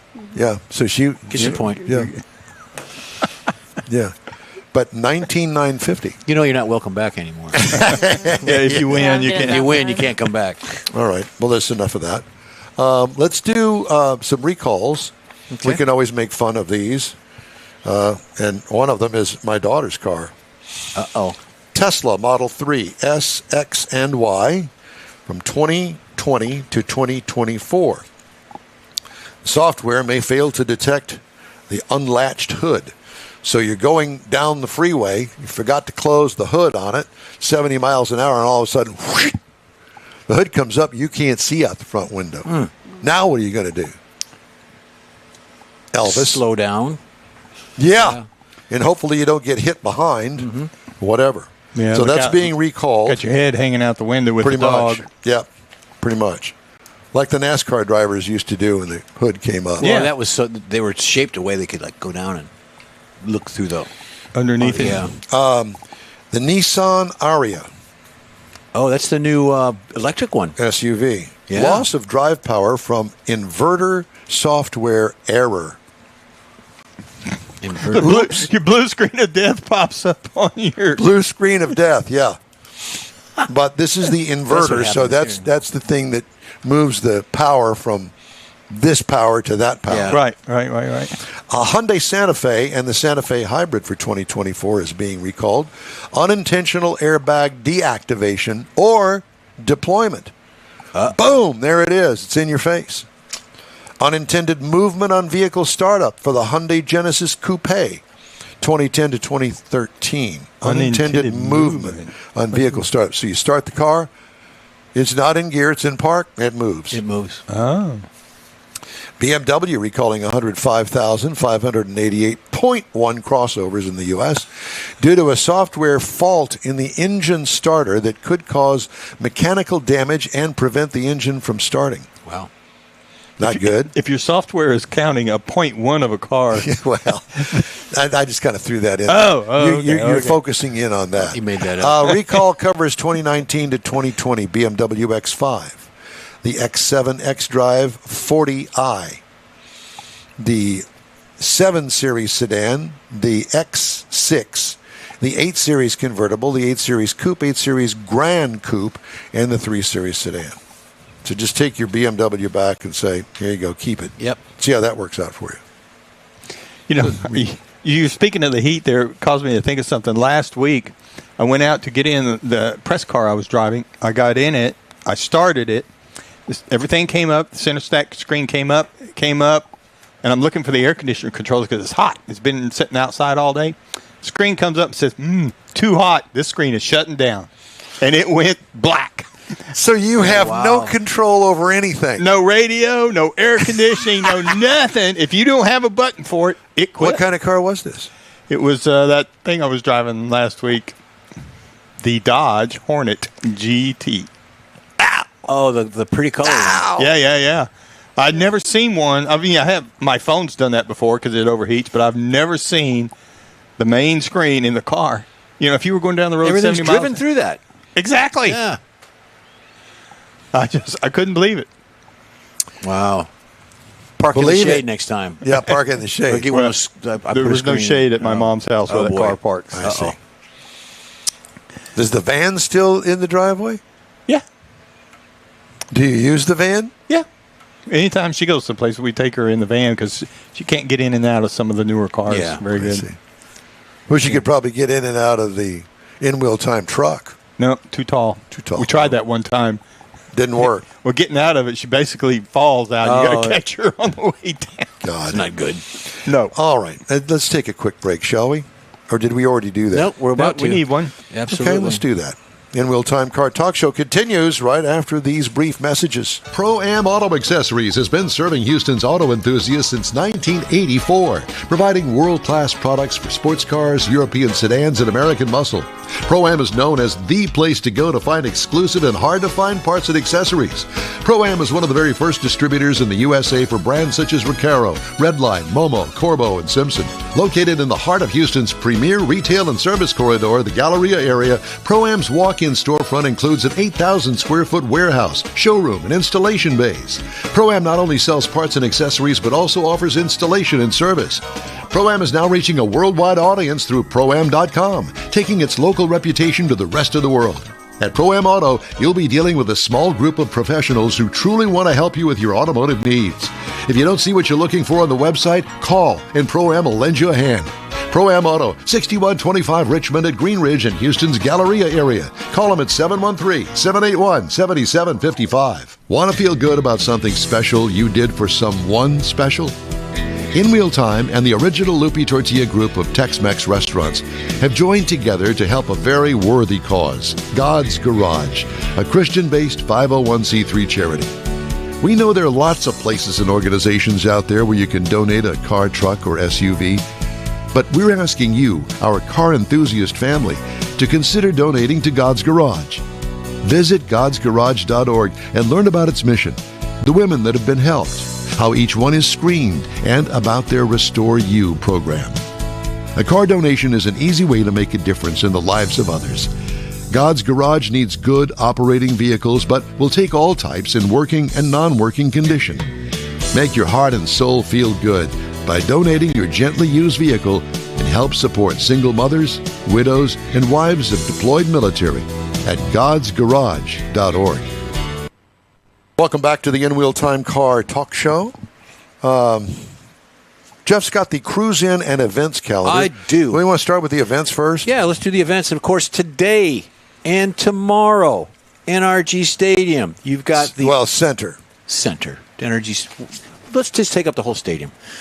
Texas Elite Auto Showcase. Cars, trucks, and exotic cars. Craig Bierman is the aficionado for this event. You can find out more about it. TexasEliteAutoShowcase.com. Find out what's going on there. And again, it's open right now. It's open at 10 o'clock, 9 o'clock. Yeah, 10 o'clock to 8 tonight. And then tomorrow is the times of 10 o'clock to 6. 10 o'clock to 6. So get out there. It's going to be a fun event. It's like the inaugural, so get out there. It's cool stuff. Later on today, you've got till about 3 o'clock this afternoon, you've got Back to School Fish Fry and Car Show. This is up in Conroe, and what it is a car show that you can make donations to school supplies for the school districts up there in Conroe.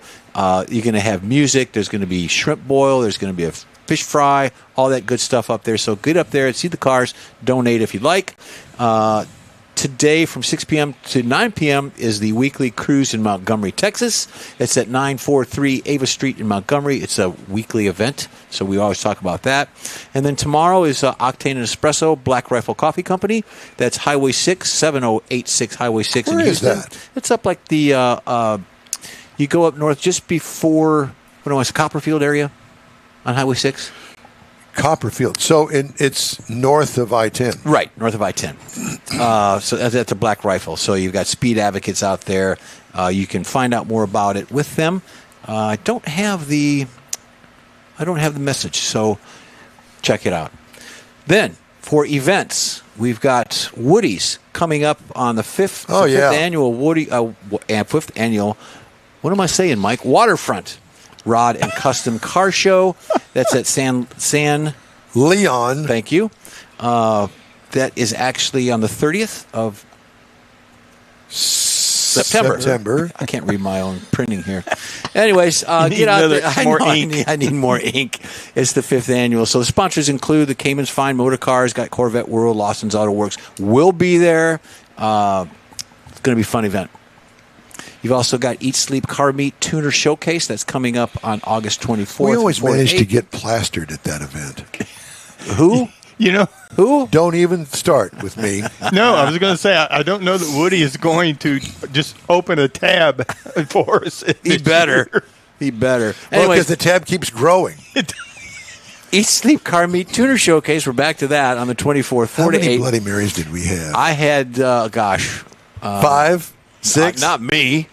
You did, too. I did not. I think I had 2. You're lying. They were awesome. Oh, that's right. It was me that had the 5 6. It's at 53. See, now there's West an event. Alabama. You need to come on a remote with us. That'd be a good one for you. Woody's Waterfront Car Probably Show. not. Why not? Why not? It's under the shade, nice cars. Oh, it is, and the weather's. It's a great place. You really bring a is. fishing pole. You can fish out there. It's all good. It's right on the very tip of the Galveston Bay. If you go any further, you're in the water. Yeah, I mean it's really cool. It really is. So come to that. We're inviting you to come to that. It'll be an experience for you. And try the salad. They're great. Yeah, try the salad. So I think we're pretty much done. There's another one. There's 5. Oh, this one's good. Let me get this one in. 50 Car Show. It's in Rosenberg. It supports the local police explorers. We talked about this before. Get out there. That is Saturday, October 26th at 10 a.m. So get out there and support the local 50. You know, we're 50 like Hawaii 50. You know how that yeah. became? Well, 50. They were filming the Hawaii 50 series down in Hawaii, and the 50 came to be because the year they started it, Hawaii became the 50th state. Well, I did little unknown information. Yeah. Now we know. But now it transitioned into McGarrett 50, Bookham Dano, and all that stuff. So it was 50. 50. Now it's burned up. Well, it's coming back. It really is. Nissan Motor Company will cut its U.S. salaried workforce through voluntary severance as the Japanese automaker's fortunes falter in its second largest market. Nissan confirmed the plan to Automotive News. The automaker said, Buyout packages were offered to white-collar Nissan and Infiniti employees at least 52 years old in certain non-manufacturing business units, and to those 55 years and over in the manufacturing organization. Hourly production workers are not affected, but they still get layoffs. Yeah. Automotive News reported in late July that Stellantis is continuing corporate cost-cutting with the new voluntary separation program as well. Parent company of Ram, Jeep, Dodge, and Chrysler also offered buyouts to 6,400 U.S. salaried employees last November in response to quote-unquote challenging market conditions. Had the requisite insurance coverage from an outside carrier and thereby knowingly or recklessly force-placed its own, much costlier insurance on at least 655,000 vehicles that already had outside insurance. Accidentally, of course. Accidentally. Yeah. So if you had your car note toted by Wells Fargo, you might want to look into that, and because you should be due lots of money. Isn't Wells Fargo been in the news before for other things? God. Just a horrible bank. If you ever banked with them, used vehicle wholesale prices rose on a seasonally adjusted basis in July from the previous month, according to Cox Automotive. Manheim Used Vehicle Value Index, Cox's measurement of used vehicle wholesale prices, calculated by tracking vehicle transactions at the Manheim auctions, rose to 201.6 in July, up 2.8% from June. Average used car price now is going through the roof. It is. Rapidly, because the cars that weren't sold but were leased, now coming off of lease, are very far and few between because of the pandemic. They didn't sell a lot of cars. They didn't lease a lot of cars. So there's going to be a shortage of used vehicles. If you're in the market for a used vehicle, you better hop to it, as they say. Well, her sister is looking for one, and the market is just terrible, at least for sure over there in our part of the world. We're going to wrap up today's show right after this quick break. The original group of Lupe Tortilla restaurants will have you telling your family and friends just what the original recipe means when it comes to the best fajitas in Southeast Texas. Founder Stan Holt invites you to visit the first Lupe Tortilla near I-10 and Highway 6. Here is the original house that inspired the design of all the rest and the original charm that helped make Lupe Tortilla the go-to destination for Houston Tex-Mex. Nothing can compete with the original lime pepper marinade that everyone will agree makes Lupe Tortilla award-winning beef fajitas the best anywhere. Lupe Tortilla Katie's another location that gives you the same quality and service Houstonians have come to expect at Lupe's. It's located on 99 the Grand Parkway at Kingsland Boulevard in Katy. Find yourself in Aggieland? Head to the Lupe Tortilla in College Station. Located just around the corner from Kyle Field, it's a great place to enjoy those famous frozen margaritas before or after the game. Going to Louisiana? The Lupe Tortilla in Beaumont is on I-10, so you can't miss it. The original group of Lupe Tortilla restaurants has the best Tex-Mex anywhere, and you're invited anytime. Your car is a direct reflection of you, so don't be satisfied with color fade or a dingy, dull appearance. Get rid of those terrible automated car wash scratches. Gulf Coast Auto Shield is your Save the Paint company. John Gray and his team of detailing experts can help your cars finish without a full repaint. Searching for the real experts in window tint or windshield protection? Gulf Coast Auto Shield. Dash cams, radar detectors? Gulf Coast Auto Shield. Got a new car? Get that thing protected as soon as you take delivery. If you don't know which of the multitude of protection products to go with, John Gray will give you an honest opinion and won't sell you something you don't need or can't afford. John will help you understand the many options and pricing right on the spot. He's your guy to have your ride looking its best and protected too. See the state-of-the-art shop yourself. Free tours anytime. Gulf Coast Auto Shield is easy to get to, located just south of the Southwest Freeway on the Sam Houston Parkway. Gulf Coast Auto Shield, full-service luxury car care today, and online at gcautoshield.com. Well, that's all for this week's In Wheel Time Car Talk Show. Be sure to check out our website, inwheeltime.com. Follow us on Facebook. Give us a like. Tell your car friends about us and share our stuff if you would, please. We'll keep you connected to all things automotive all week long. Hey, we'd love to hear from you. Our email address is info@inwheeltime.com. And if you talk smack, we'll read it on the air. Don't hold back. When you're looking for award-winning car talk, you can find the In Wheel Time Car Talk Show 24/7 on the iHeartRadio app. Grab a podcast anytime from your podcast provider. And don't forget, we live stream this show on Facebook, YouTube, and InWheelTime.com every Saturday from 10 to noon Central Time. The In Wheel Time video technical director is We Need More, Jeff Zekin. Jazz hands. For booking agent, video editor, and people finder, Mike Out of This World Mars from Meadowland, Texas. Chief engineer David Ainsley. I'm Nod Nordsma. We hope you'll join us again next week for the In Wheel Time Car Talk Show. That's Saturday, August the 17th already. Yeah. Man. Central Time on all of our In Wheel Time Car Talk outlets. I don't know about you, but I'm headed out to Craig Bierman's Texas Elite Auto Showcase at NRG Center. Yep. Runs till 8 o'clock tonight and tomorrow 10 to 6. Have a great weekend. We'll see you next Saturday.